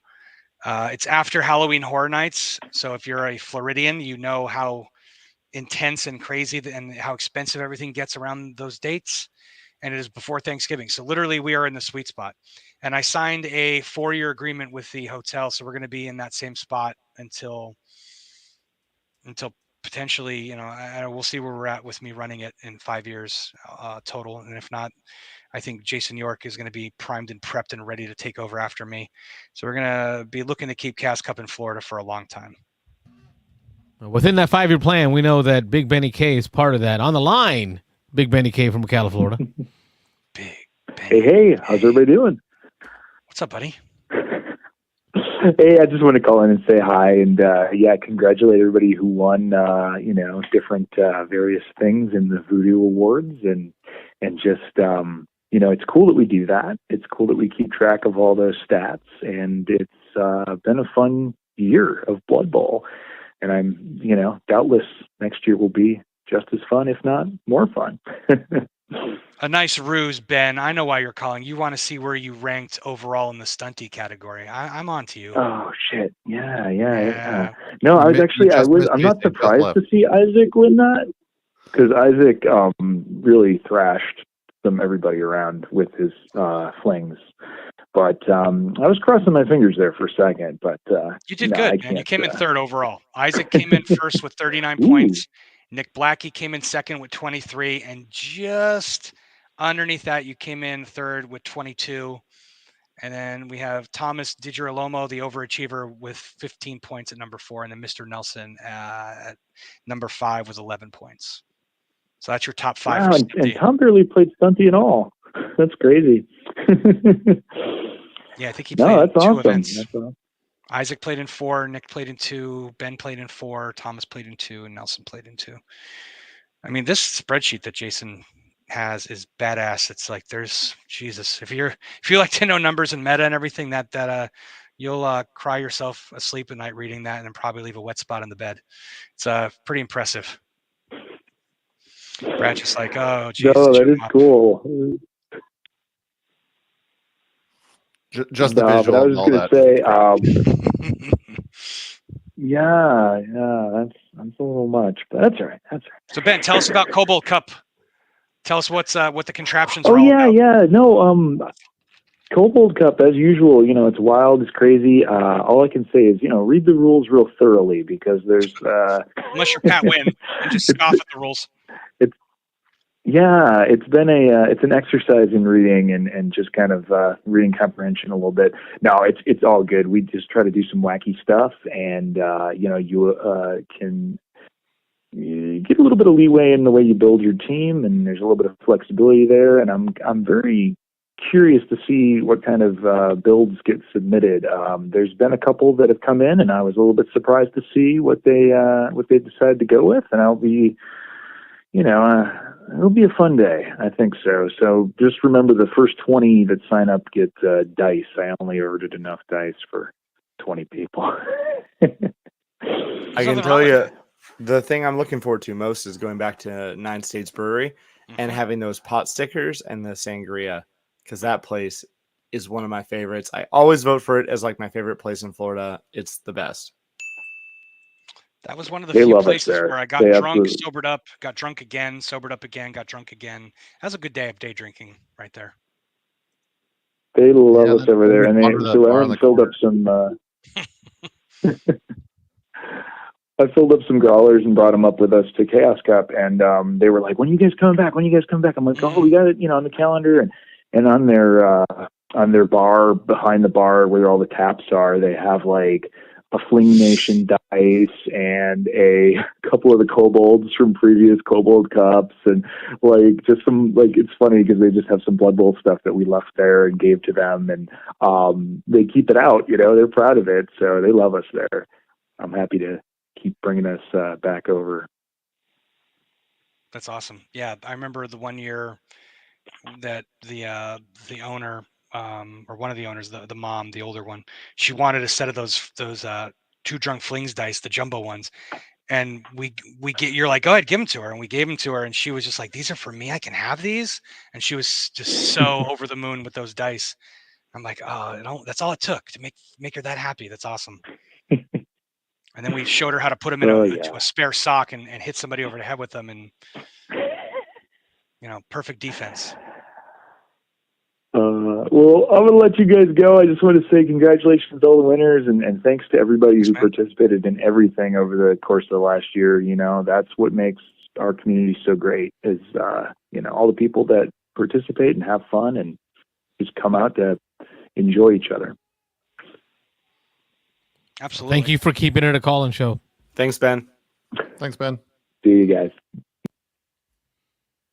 Now that Ben popped on here, the other event that's not listed for 2024 that he reminded me of is the Fling Nation Wolds Cup, where in 2022 we ran 6 rounds of 11s in one day, and it was nuts.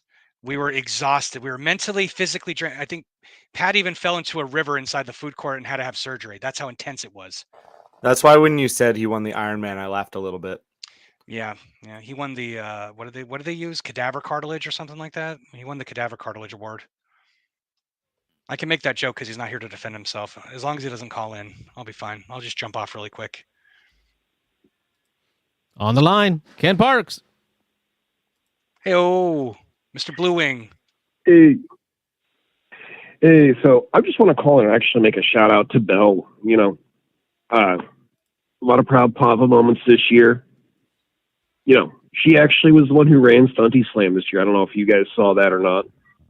I got to play in it. She ran it. She kicked you, James, and Jason out from behind that desk at Chaos Cup, signing people up. I was just going to say, yeah, I've witnessed her ability to run and manage things firsthand, where when she was behind the desk at Chaos Cup, I was in her way, and I was not so politely asked to vacate the premises. Otherwise, I would be hurt. And I'm like, yep, that's definitely your daughter. And she did a phenomenal job having her help us out. She really was the glue throughout all of registration and just made it seem effortless. So I can't thank her enough. And want her back for 2024, please. Oh, she'll be back. She might be a cyborg, but she'll be back. Awesome. Belle is one of my favorite coaches in Florida Blood Bowl. And then on top of it, a bunch of proud Papa moments as she played, winning some of her first games and getting your first, one-turn touchdown by throwing a goblin, I think it was. All those fun things. Plus, I'm glad to see we've got these younger guys coming in, like Ev as well. And I think there's supposed to be a couple other younger folks that are going to be at Destination this year. Speaking of younger folks, Dirk Mashenko's son, Ben, was freaking hilarious at Chaos Cup because he was wearing that robe, and everyone kept going up to him being like, you look like Hugh Hefner. And he's like, who? Because he's like, I forget how old Ben is, but he's probably like 13, 14, or 15. Yeah, so he has no idea who Hugh Hefner is. But I guarantee you by the end of that weekend, he did, and his dad had some explaining to do. Oh, boy. And some search history they start clearing out. Yeah. Having the kids there, Chaos Cup was awesome, and I love seeing that in Florida Blood Bowl. My good friend Mark Zuckerman from up in New York had his 2 sons there with him, celebrating his birthday, no less. But yeah, we have Evan Morgan, and we have Ben Mashenko, and we have Belle. I think there were at least 1 or 2 other ones too. But like seeing the kids get to play this game with their parents, with their dad, it's fantastic, and I love that, and I hope to see more of that. And people like Ken and Belle set the example for that, and Don and Evan. So it's much appreciated. You say just for me, that's another thing that speaks about our community, I think, is, name another place a parent would feel comfortable letting their teenage daughter run around with 200 adult men and not have a concern. Well, that's because we're all afraid of her. That's fair. Yeah, true. You raised her right. She's not just a princess. She's a warrior. All right. I love y'all. I'll talk to y'all later. Probably see y'all here real sooner than we think. Thank you much. Should I check outside real quick? Do I need to barricade the doors and windows? I know what you did last summer. You're not the one who should be worried. It should be Jamie Woodard, who won most casualties. I'm sure Ken wanted that award. So maybe he's halfway to Pensacola by now. Pay him a visit. Tell you what, getting older kind of sucks too, because you show up to these tournaments and you're playing someone and you find out, man, I got kids your age. Yeah. Like, damn, I'm old. Yeah, it sucks getting older. I'm reminded every day as a teacher. Yesterday, Oh, I boy. used the phrase, I didn't have my Wheaties this morning, and the kids looked at me like I was crazy. What's a weedy? Yeah. Google Bruce like- Jenner. There was an episode of The Osbournes with Ozzy Osbourne. This is going back 15 years ago. And someone said something to him about a DVD, and he's like, "What's a DVD?" He had no idea. Well, that's how we feel.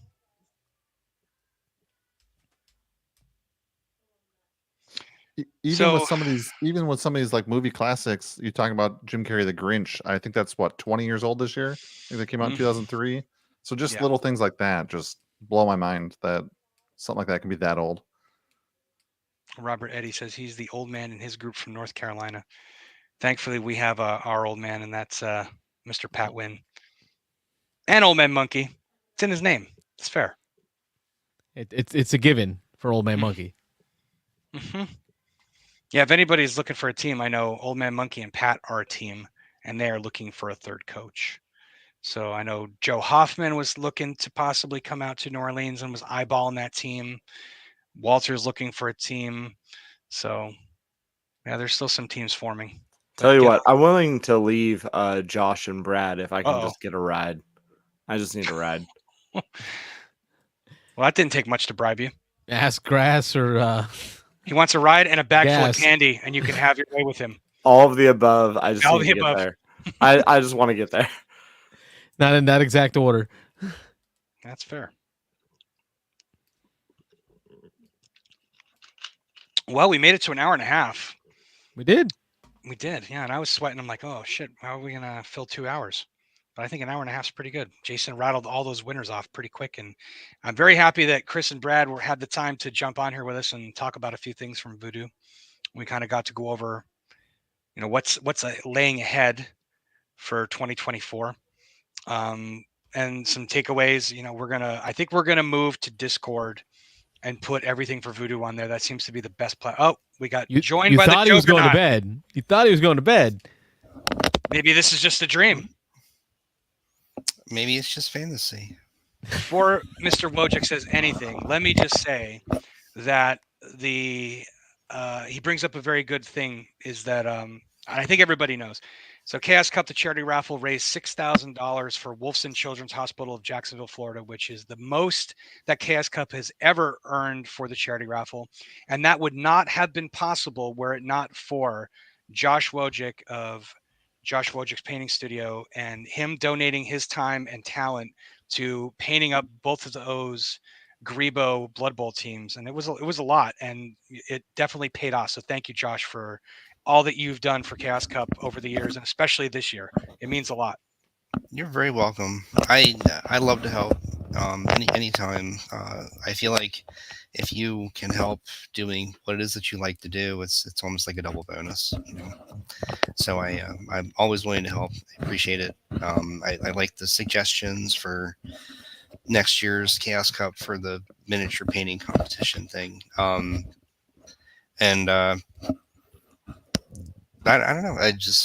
I love doing it. I'll always do it as long as I can. So it's a rare year where this year you did not take home one of the top 3 spots. So how did your Voodoo Tournament Series 2023 go? I really didn't focus on Voodoo. I'll be honest. You were prepping for World Cup. I had World Cup prep. I donated a lot of time for painting, a lot of time for that. So I really just, and when I went to when I went to TKC, for instance, like I usually show up pretty well in that, but I didn't this time.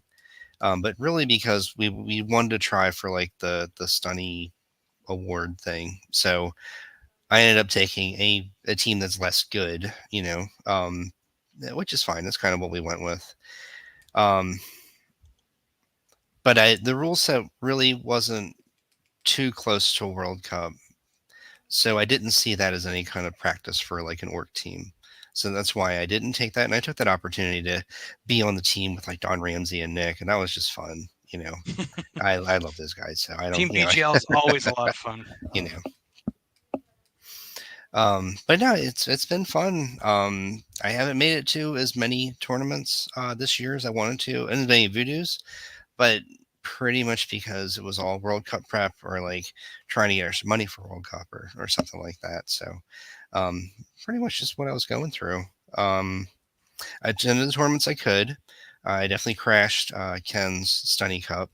That was the highlight of my Voodoo. Is to take dwarves to a Stunny Cup and win. So. Yeah, I saw the picture. There were a lot of people flipping the bird your way. I think the only thing worse than that is taking all dwarf team linemen with Griff. Somebody did that in Gainesville, I think. Tawny.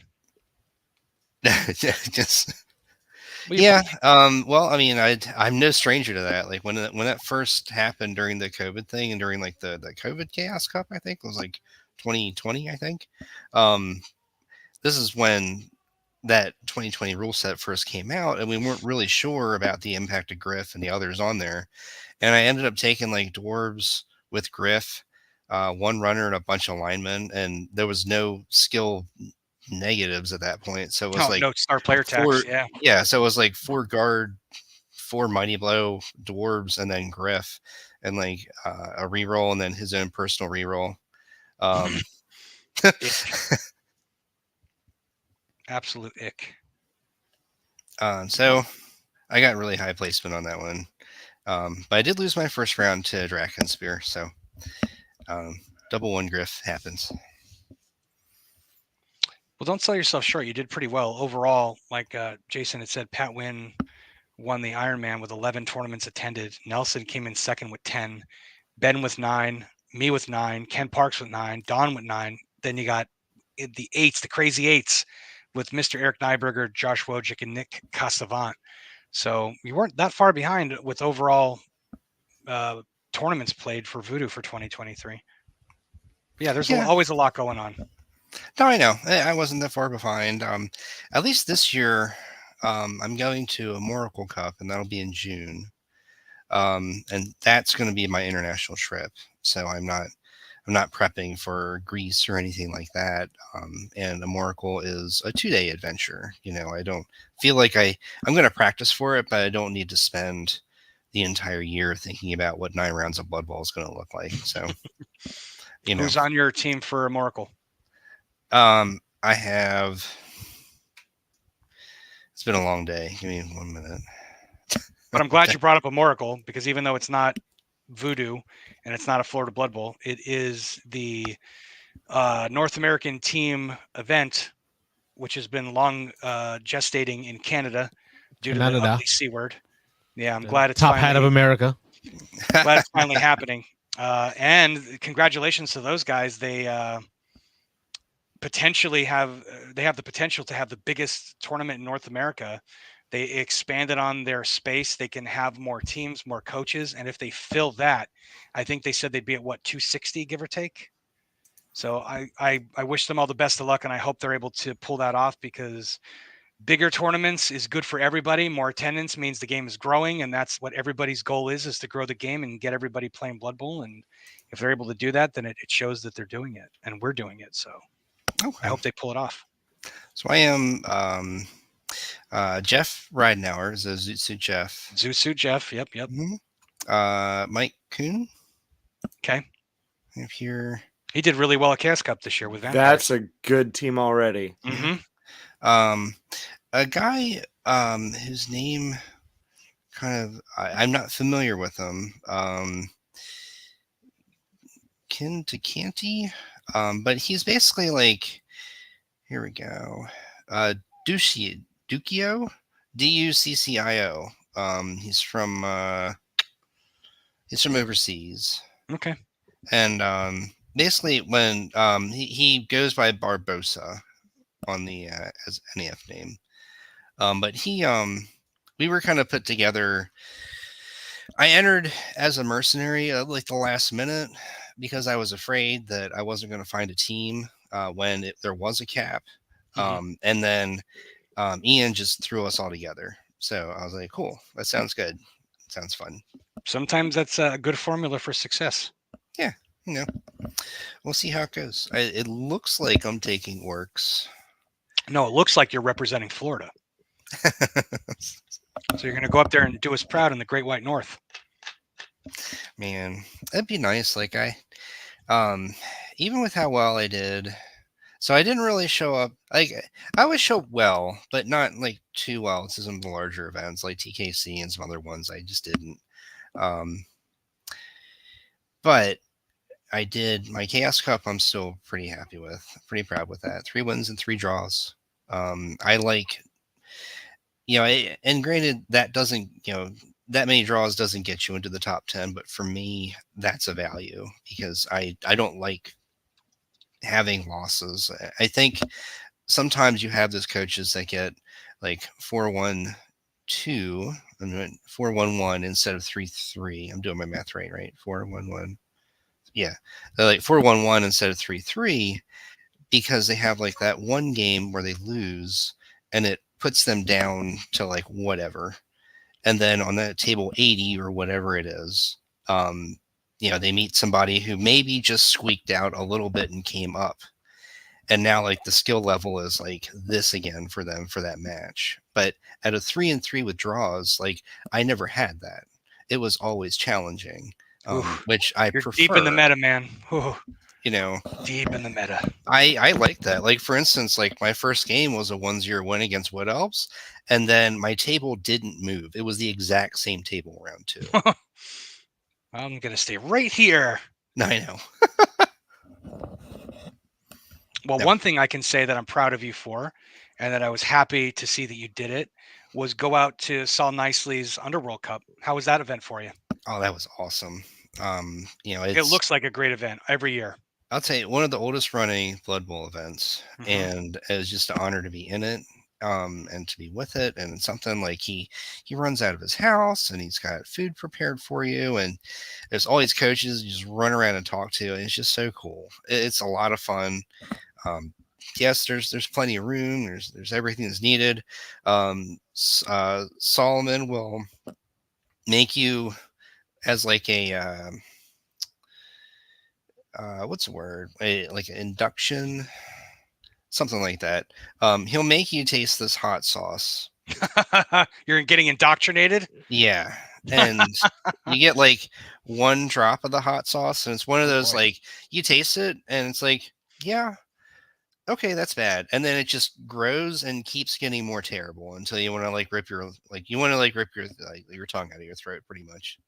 What do you think's worse, the hot sauce or the malort that was being tossed around at Chaos Cup? Because I heard nasty stories about that stuff. I don't know. I steered clear of the malort, I think. Smart. Yeah. I can still see the look on Nick Casavant's face after he had some of Nurgle's regerts, as Adam was calling it. No, let's see. Chris Donaldson tried to run away with somebody's beer. That was fun. Good job. I almost got away with it too if it wasn't for those meddling kids. Then there's that glorious picture of a park bench. Yeah. I think T-shirts are being made for that, and they're going to be worn next year at Chaos Cup. Yeah. I want my royalties. 3 shekels a shirt. That's Man. what the royalties are. No, it's been really fun this year. I think it's a good mix of like this is our first year of what happens when we're going to have some super large tournament. What happens to the rest of the tournament side? So we don't have like 50 some odd events. We have more quality events where folks are like saving their time for a larger event, and it makes sense. I don't think that's a bad thing. I think it shows the evolution of where tournaments go. Exactly, And it happened how things organically. move. Because that year we had 40 some events, we were being yelled at from various corners of the world that, hey, they should not be allowed to have 40 some events, and they should, tone it down, and they should do this. And we never did. It where it ended up for 2023, it all happened organically, and I'm glad for it. So we never felt like, okay, all right, guys, this year we can only have, 10 Blood Bowl tournaments, and this is all we're going to have and all we're going to be able to do. But it just kind of happened the way that it did, where the lesser events that we had turned into really good quality events when we had them.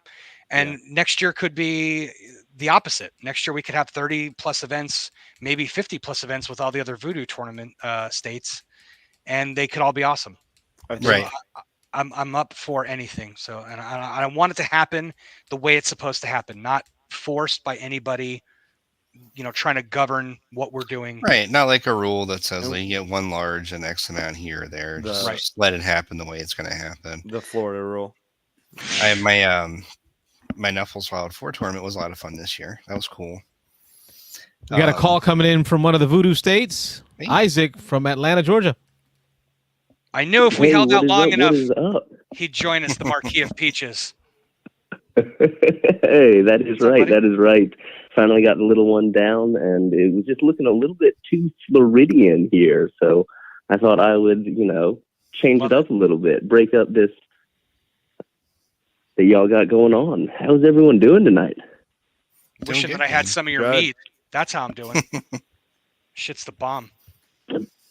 That is fair enough. This winter, I guess I'm going to have to start up a couple more batches if I keep going down to Florida. That's the only thing anyone ever asks me about. That and ham sandwiches, I guess, that I bring for Florida, man. Hey, if you're going to be known for something, there's a lot worse. Yes, please. That's fair. That's fair. I need some mayo this time. I did have mayo at the Chaos Cup. Sorry, go ahead. I was going to give you a big thank you, because for those of you who are paying attention, I am trying to grow Warhammer Underworlds in Florida, and I have Isaac to thank for that, because he took the time to show me the ropes of the game when we were at Tampa at the GW US Open event.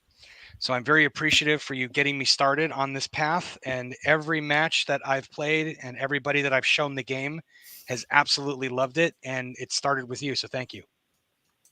Yeah, no, absolutely. I think that Underworld is a great game. I mean, it plays fast, it's interesting, it's, tight, and can be very competitive.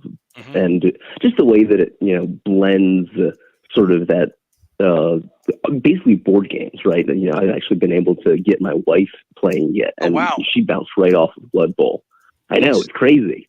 Did somebody say board games? But yeah. Yes. Warhammer Underworlds. Yes. That's my thing. Oh, I got boxes of Underworld over here. That was always at big tournament events, that would be like the filler game in between. So if your match ended early, in like X-Wing, match of Underworld will get thrown on the table, because it's so easy to throw out there just a few miniatures, a deck of cards on that quick 2 board. Yeah. Great call out. Do you have anybody over at Armada playing that? Because we're growing our community over here, I would love to, bring some people over to Tampa. Early on, we did. It's still for sale at Armada. They still have copies of it, but we don't have a league or a group anymore that I'm aware of. Okay. Well, it's just It's a good thing now I know that you've played that game before. I had no idea. I still have mine. You've played every board game. Look at the wall behind you, for God's sake. Has there been a board game created that you have not played since the mid-90s? There are a lot. I think 5,000 board games a year are coming out right now. I just can't keep up. Wow. I almost had the opportunity to go to PAX Unplugged this year, and that would have been awesome. It would have been awesome. And I'm hopefully next year, but that there were all I've seen in the PAX Facebook group is this board game and that board game and that board game. And I remember there was a time maybe 3 years ago where I wouldn't even give a dirty look to a board game. I had no interest. Yeah, we know your hate for meeples. Well, that's a whole other story. But thanks to some people at the Brevard Game Lounge, Don Ramsey and a few other people, they broke me of that hatred of board games, and now I will play. Josh even got me to play a board game where we were building, like, what was that Euro game? We were building parks or streets. Yeah, Santa Monica. I even played that game. You got him to play a Euro. That's pretty good. Yeah. Yeah. So I'm over the hump with that. And he had fun too. I did. Yes. I will never be over my my loathing of meeples. Yeah, I saw Josh over at Dice Tower last year, Dice Tower East. So we got a lot of board games in over there, and I'll be out there again this year. Board games and Blood Bowl, I think, cross over a lot more than you know. Some of the most prolific board game designers, like David Thompson, look him up. He's one of the most prolific board game designers today when it comes to history war games, and he started with Blood Bowl. That was he did an interview and talked about Blood Bowl was the first game he played, and got him into design. We need to bribe him and get him on the Beans and Dice Florida Blood Bowl podcast. That's a big guy. That's a big guy there. But no, thank you, Isaac, for bringing up board games. You touched my heart. Appreciate it. I had to thank him. Yeah, he was a very good instructor, and he had to be, because if he wasn't, I wouldn't have went home wanting more of that. I would have been like, that's a board game. And I went home from Tampa going, I'm gonna buy every Warhammer Underworlds thing I can get my hands on, because not only do I want to play, but I want to get everybody else playing as well, because I think it's so great. And that started with him. So, not to get off on a sidetrack on a tangent there. But yeah, Isaac, tell us how your Voodoo, especially outside of Florida, tell us how your events went this year that you played in. Yeah, absolutely. So let me see. This is my year of halflings. I decided, just kind of looked at, yeah, no kidding. I looked at what Josh Wojcik had done with Griff. The first tournament game of Blood Bowl that I ever played was his dwarf lineman team with Griff that he mentioned earlier. I took that to heart because of this. Yes, that's right. Of the stunty teams, halflings are definitely, I think, the best suited to sort of take advantage of this current, the star player meta, right? Because the classic halfling roster starts at 600 TV. And then it's just bolting on, okay, who do I bring the chef, and then what star players do I bring? So I thought that, there's real opportunity in playing well with them. And so I actually I've been the runner-up in 2, I believe, tournaments this year. One of them was our Georgia, the Demon Came Down to Georgia, which was actually a Chaos Cup practice tournament. Yes. Where we just copied the Chaos Cup rule set and just brought that over, which made it very easy to, run and write. And I can't remember the other one off the top of my head, but I traveled to several tournaments this year, including the Tampa Open, the Chaos Cup, of course. I went out to Mississippi for their Totally Not a Weird Al themed Blood Bowl tournament. And that was great fun. Yes, yeah, I did not do well. I think I won my first game and then lost the other 2. But it was still a great time. And I think one really cool thing that the guys out in Mississippi do is they have very strongly themed tournaments with like lots of swag. I mean, I got a dice cup, a couple of slammers, patches, stickers, all kinds of stuff. And then their other tournament that I was not able to go to this year was the cage match. And so it was Nicolas Cage themed, which is just incredible. They love Nick Cage out there. But yeah, apparently, God love him. Was the weight unbearable? But yeah. Was there massive talent? I wasn't there. Was there a lot of massive talent? He was definitely moonstruck. There was almost certainly massive talent. The top table must have been something. It was probably quite the face-off. Oh, hey. But yeah, I think that's just one of the coolest things about the Voodoo series is there's so many, just different ways that the game can be played, right? Like, they love their themes over there. The scene in Georgia is very much still starting up, and we've run a few good tournaments, and we're planning to in the future. But we don't really have an identity yet. Then you have Florida, where you have just all these tournaments. I mean, constantly. There's probably one every weekend, almost every other weekend at least. And there's just always something, on the outside world. Yeah.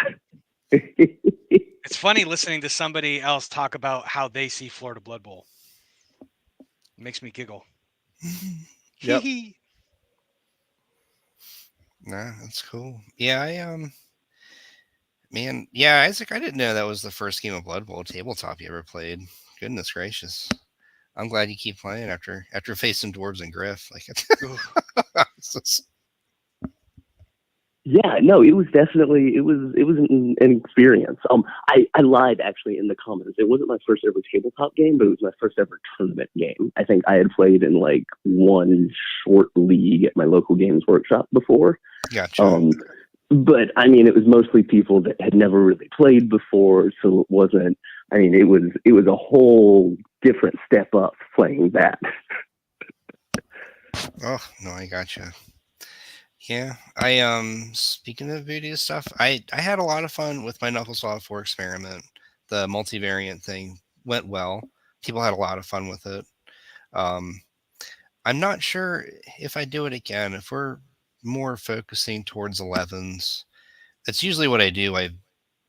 I alter Knuckles Wild by 11s and then variants, then 11s. But if I do the next one, I think is going to be straight 11s. I think. I don't know. Gutter Bowl or Death Bowl. I don't know when or if I do it. Well, it's weird with the variants that I mix in with 7s, street, and then 11s at the end. You can kind of like put that same team to do different, different things in different formats. But with like Gutter Bowl, it's a completely different build for teams, and then same with Dungeon Bowl. There's like College of Life, College of whatever, and there's like different team options. So I don't know. Knuckles Wild Dungeon Bowl could be fun. It could be different casinos. That'd be neat. Ah, you heard it here first, people. Do a Dungeon Bowl. Ben would be on board with that. Yeah, I'm going as kobolds. Actually, I'm more happy about it than I thought I would be. So at first I was thinking, man, that's a lot of text to read through. But once you actually get through all the really nice fluff and you get to the rules, it actually looks kind of fun. Ben told me the secret is to read every other line or every third line. I guess. Yeah, the other stuff is just filler like hieroglyphics. Yeah, I got mine on audiobook, so we're okay. It's fine. It's just like it's just wanton rambling for like 30 minutes. Like you can tell right when his meds kick in. It's like, oh, the shit got normal. I can read it now. I love you, Ben. I love you, Ben. I can't wait to see your tournament. I'm looking forward to it. Oh, it's gonna be a good time. Man, reading the text on that thing is, next time you do your rules, just hand them to me, and then as a content author, I will use grids and bullets and everything so that people can digest your reading. Right now we need flow charts. Could you make some flow charts? I could. Venn diagrams, everything. Venn diagrams and flow charts. That's how we need It's what I do. Love Venn diagrams. Here's the thing though, it got NAF approved. So somebody somewhere out there was as long as you can mark something specialist, I don't see why they wouldn't approve something. It's true. It's like, oh, this is a wacky thing. We don't want to impact the overall stats of everything in the F. We just call it specialist. Whatever. I don't care. I don't really care what you call it. That's a stat that I would have to have Jason look up, is to see out of all the tournaments in Voodoo for 2023, what was the breakdown between specialist, variants, and straight up 11s? I would like to know. Yeah, I find it interesting that there are some larger tournaments that aren't considered specialists, but they wildly deviate on like the rules and stuff. But they're still like considered standard. Their bribes went through. It's that simple. It's just, Interesting. Like, I have nothing against there being a specialist or a standard. I think if you've got a wacky rule set and it's completely different from Blood Bowl, it really shouldn't impact your overall standings. I get that. Completely agree. I don't see why you shouldn't. But I don't see why that should stop you from going to play Blood Bowl. It's still fun.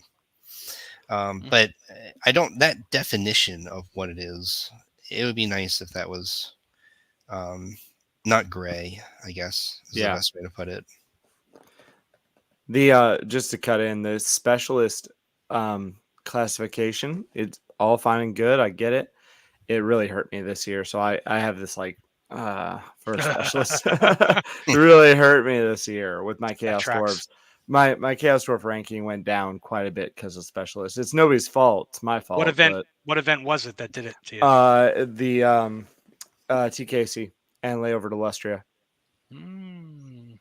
Yeah, I did really well in those, but they don't count towards my Blood Bowl 20 rating because of that. Or quick poll. It's nothing. It's nothing. What tier should vampires be in? Ooh. 3. No, not 3. You heard it. You heard it. It's recorded. He said 3. I know. My mind immediately went 3 is better than 1. No. 2 at least. All right, Isaac says 2. I say 2. 1. They're tier 1. They're 1.5. tier 1. Florida Man says 1. The Bear says 1. They have a strength 3 gutter runner, okay? They can hypnotize. Like, it's tier 1. So I'll put it this way, right? The World Cup rule set, right, had the 5-tier system. I'd put them in tier 2 on a 5-tier system. And I think I think a 5-tier system is actually a really good idea. I'm planning to run a tournament this spring. Nice. I'll put it everywhere. But I followed that and shuffled them around a little bit, just because the 3 tiers, especially when you want to have Stunties as their own tier, really hamstrings, there's no resolution in that. So if you've got 5 tiers, and I think this also kind of came from Safari Bowl, right, where you had Snotlings were in a tier above Nurgle, even though Snotlings are Stunties, right? But Nurgle were just bad, right? They needed the help. Exactly. So, in that 5-tier system, I think Vamps are a perfect case for tier 2. In a 3-tier system, I think it's reasonable to put them in 1. But yeah, again, I mean, there's just no resolution in 3 tiers. Well, for New Orleans, it's a 4-tier system, and we moved them up to tier 2. We felt that was a good compromise, because I'll tell you what, you still need to have some skill in order to run that. Not just anybody could coach that team and coach them as a tier 2 team or a tier 1 team. Absolutely. If you're not hypnogazing, you're fucking up life, and you're not getting the potential out of that team that they need. So, and there's a lot of coaches who don't know how to do it, or don't, just forget to do it, or whatever. So that's where we're at for New Orleans. They're tier 2 out of 4. But I was just curious to see, because it's quite polarizing. Right out the gate, people are like, they're tier 1. And then after a couple of tournaments, I mean, you had some really good coaches like Matt Vanderby and Mike Kuhn, and some other people playing vampires who had the capacity to, even if they were, the lower the tier, obviously the better they're going to do. But even if they were a tier 1 team, I still think they would have done really well with them. Vampires were 1st and 3rd under World Cup. Yeah. Yep. Okay, so they're a weird team. If you play them just straight bash or straight agility, then they're not tier 1. But if you use that Hypnogaze twice and then come in with your strength 3 blitzer and just swipe in, you're going to get the ball every time. Can't disagree, but you still need to know how to do it. Yeah, it still takes a good coach to navigate that, but I think a good coach could take that team really far. I'm in the 1.5 range. I can see it being 1. I can see it being 2. I wouldn't be mad either way. For me, if it wasn't for the Movement 8 vampires, then I would agree with the lower tier. But the Movement 8 is what puts them at the tier 1 for me. Well, we'll see where the statistics where they lie over the course of a year after their release. And the fact that they actually got a passer, which I think is interesting. I'll piss people off when I say this. I don't want to see Chorfs get I want them to have new models, because I think they deserve new models. but I really don't think they need a buff or like a revamp, pun intended. No, like they to need see- to. Okay, they need to remain the same. Agreed. But I don't want to see them as the next release either from GW. Not that I have any They need less insider dwarves. knowledge. I want to see Tomb Kings. And we can almost guarantee though that they'll get at least one extra positional. I mean, that's every single team that Games Workshop has released since Lizardmen has gotten a new positional. I don't know what you could add. I don't know what you would add. Maybe like a throw or a hobgoblin. You're Hobgoblin right, assassin. but I hate that you're right. I think maybe you replace all the Chaos Dwarves with the OWA Dwarves instead. Well, it was shocking in the FAQ to see that, because I ruled it, that Bull Centaurs did not count as dwarves for Ivan the Terrible's special ability. So to see that come out in the FAQ that they're considered dwarves, I was like, oh, well, I stand corrected. Wonder if like they'll, just so they can sell more goblins, if they would just replace, if they're just going to replace hobgoblins with regular goblins. Ooh, that would be big. That'd be a huge change. I know. It'd be a huge change. It wouldn't necessarily be negative. I mean, you get a bunch of dodge on your team, movement 6. Ken Park says Wilhelm will be a megastar when Right, Tomb Kings get released.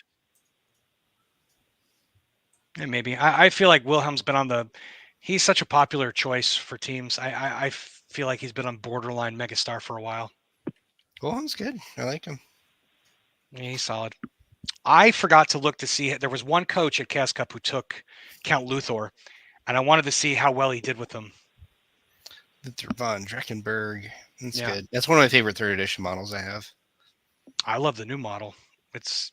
I like don't that know. one too. People either liked it or didn't like it. But honestly, out of all the new models that have come out recently, what's his name? Bilerot from Nurgle. God, I love that model. I'm going to use him on my Nurgle team just as a bloater because it is a freaking awesome model. It's cool looking. Yeah. Yeah, he's not bad. I mean, he's definitely like he's a Nurgle warrior. Or what are they called now? Bloater, but like more so. Yeah. Which is, I mean, that's the brief, right? So that checks out. Ooh, Thomas said that. And his little Luthor buddy. beat him up. Oh, he had a Necro mirror match. Is that who? Thomas, who did you play Necro at Chaos Cup? I don't remember. So it was Necro, and he had Luthor, and he kicked your ass. Come on, Tom. Vampires don't cast reflections in mirrors. He reads those Anne Rice trashy vampire novels. As long as they don't sparkle. What's wrong with that, James? I was fine up until Memnock the Devil, and then I was like, God damn these books. Oh, Tomb Kings. He had a Tomb King mirror match. Yeah. Okay. What if they added, I don't know, for Tomb Kings, what if they added, like, if they did something with, like, a female version? I don't know. Had, like, a runner or something. I mean, they're another That's what team they where probably do. you got to be careful with them, though. They're already pretty nasty with have 5 strength 5 pieces. They don't need much. Yeah, and I think that's where Ken was saying that Wilhelm will be a megastar, right? Because with that bashing, ability, then you add in that mostly, right? I think GW is looking at tournaments for balance, so decay isn't a real nega trait. So you have 5 strength 5 pieces with no nega trait, or 4, sorry. Or is it 2? I can't remember. I haven't seen Tomb Kings in a hot 4. minute.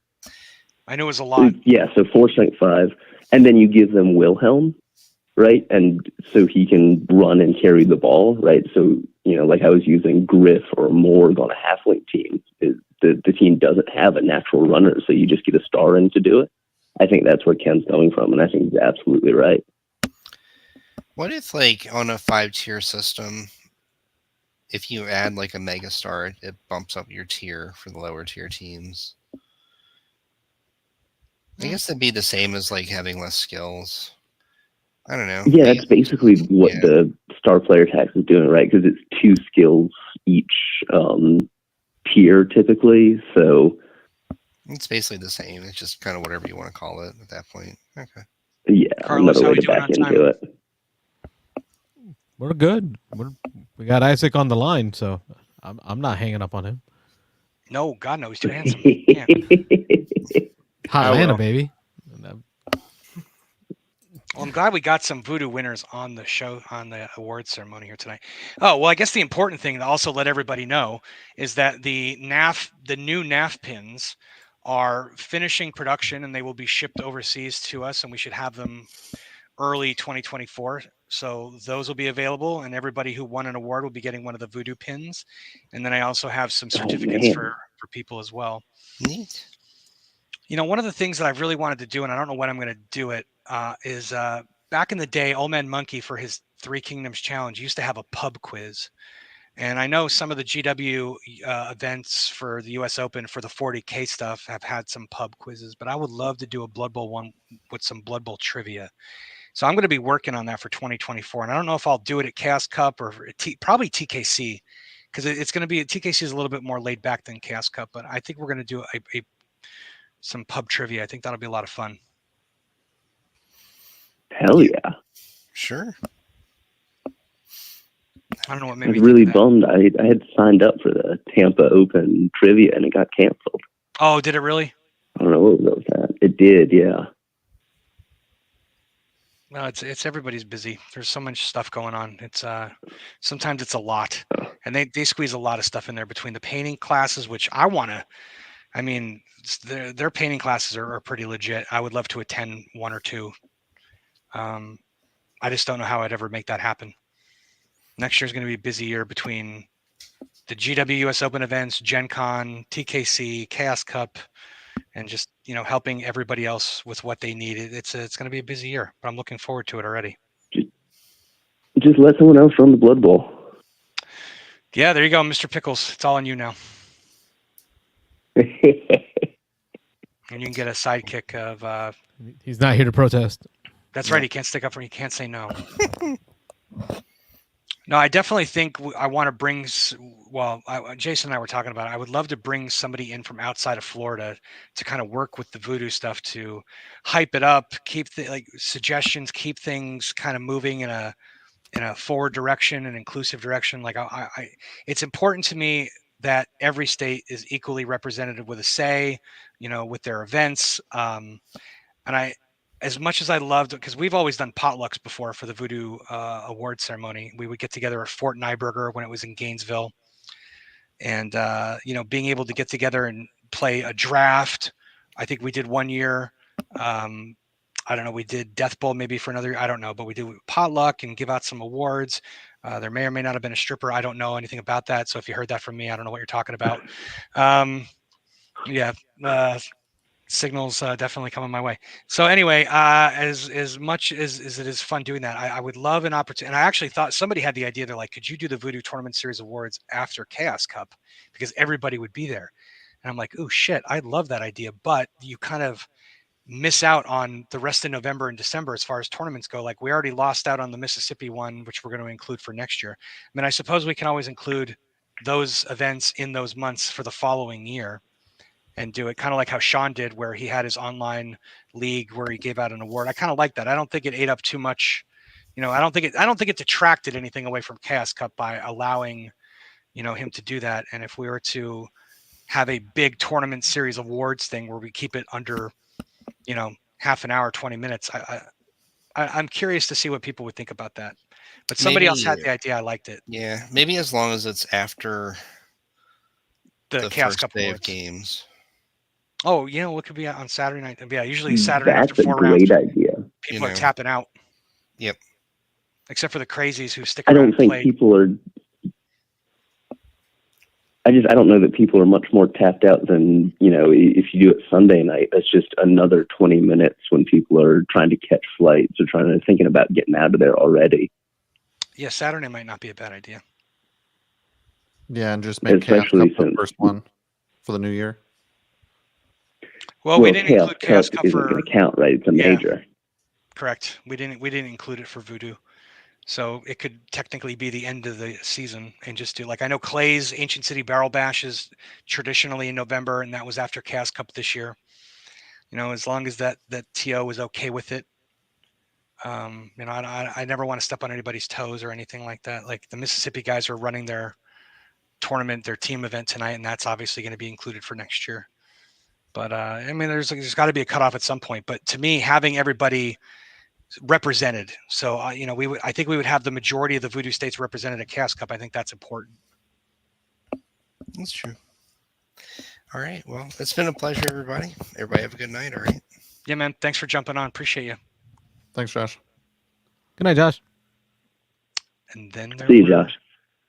5. Anybody else want to add anything for the Voodoo Tournament Series 2023 wrap up? Speak now or forever hold your peace. Anybody have any ideas to add awards? Awards that maybe could be pared down? Yeah, Ken had an idea for Voodoo yeah, for best new coach. That's where I got that from. I saw Ken's suggestion. Rookie of the year. Yeah, that should definitely. Yeah, I think that's a great idea. I think Jason would love that whole baseball, rookie of the year thing. Yeah, the NAF give us the pins to represent overall tournament series champion in the second and third, and then second and third. Definitely second and Stunty, and Stunty's optional. And then we add in some awards and do our own Voodoo pins for those who don't know. But yeah, I wouldn't, as long as, so same thing with Chaos Cup. We added a few trophies this year, which, and there were some other great ideas outside of those, but I didn't want anybody to criticize or feel like we're turning into a participation award, where everybody gets a trophy. But the trophies that we added made sense to me. People have been clamoring for an average Joe, average Jane, middle of the pack award for a while, because that's nothing you could try to finagle. You could try and finagle first place, do your best to win. And in the past, there were people who finagled last place. I'm going to build the shittiest roster that stinks to high heaven before I even get to Chicago, with the intent of wanting to go home with that wooden spoon. So we fixed that problem this year by making the bottom table have to win. Barry told me about that, Walter, when he called me, and I'm like, I like that. That went over well. It's like the bottom of the barrel, scrum of the two worst guys going at it. It's a bum fight. And they were fighting down there. They were watching each other. Yeah. They were, this person's tying right now. This person it's already a highly lost. coveted. It came down to tiebreakers. Like, all right, if this person tie, and there were 2 ties. It was hilarious to watch because there was just as much excitement for the bottom table as there was for the top table. It was great. Best of the worst. And then we added the Chaos Cup fledgling for the if it was your first Chaos Cup, whoever ranked the highest. So we added a few trophies, and I wouldn't mind doing that for Voodoo as long as it was appropriate and it made sense. What about a tournament organizer award? I think we've done that in the past, like where it was voted on or recognized. That's not a bad idea. I mean, the TOs are the unsung heroes, and I'm not saying that because I run a lot of events. I mean everybody else. I do it because I just enjoy. People do their strengths. For me, I don't enjoy playing in Blood Bowl tournaments as much as I enjoy running them for everybody's benefit and happiness. I love running tournaments. But yeah, that's something could definitely be added to the table. And we have some time to figure it out. But I want to hear from the other Voodoo tournament organizers. Like, we have a chat. So if you've run a tournament in one of the other Voodoo states, there's a chat for that. I think there might even be a Facebook page, but it might be something like, again, Carlos has the best idea. Moving all this to Discord is the way to go. I think it's the best platform for doing this type of stuff. And people are moving more and more away from social media. So Discord is a very good compromise for all that. So yeah, more trophies, moving stuff to Discord, more participation from the Voodoo states and their TOs, making it, all inclusive. I think that's where we're heading for 2024. Well, before we sign off, I just want to thank people again.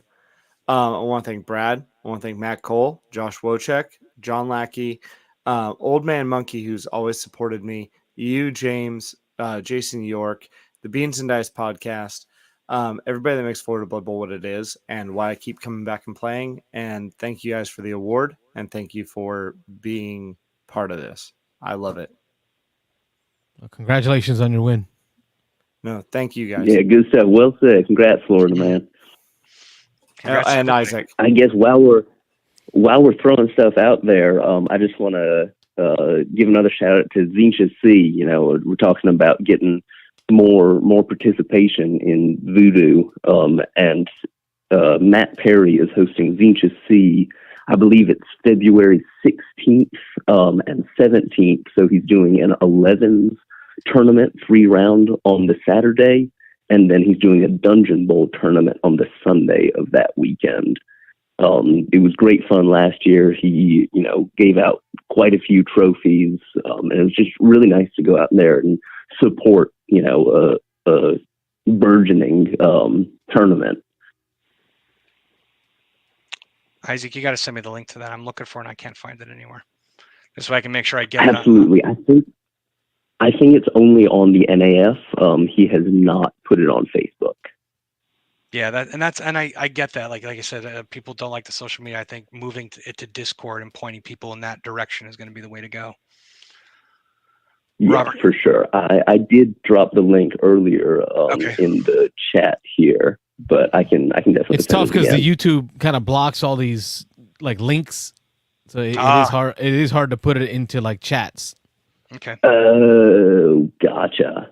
Yeah, like you might put it in but not see it because YouTube and their spam filters are strong.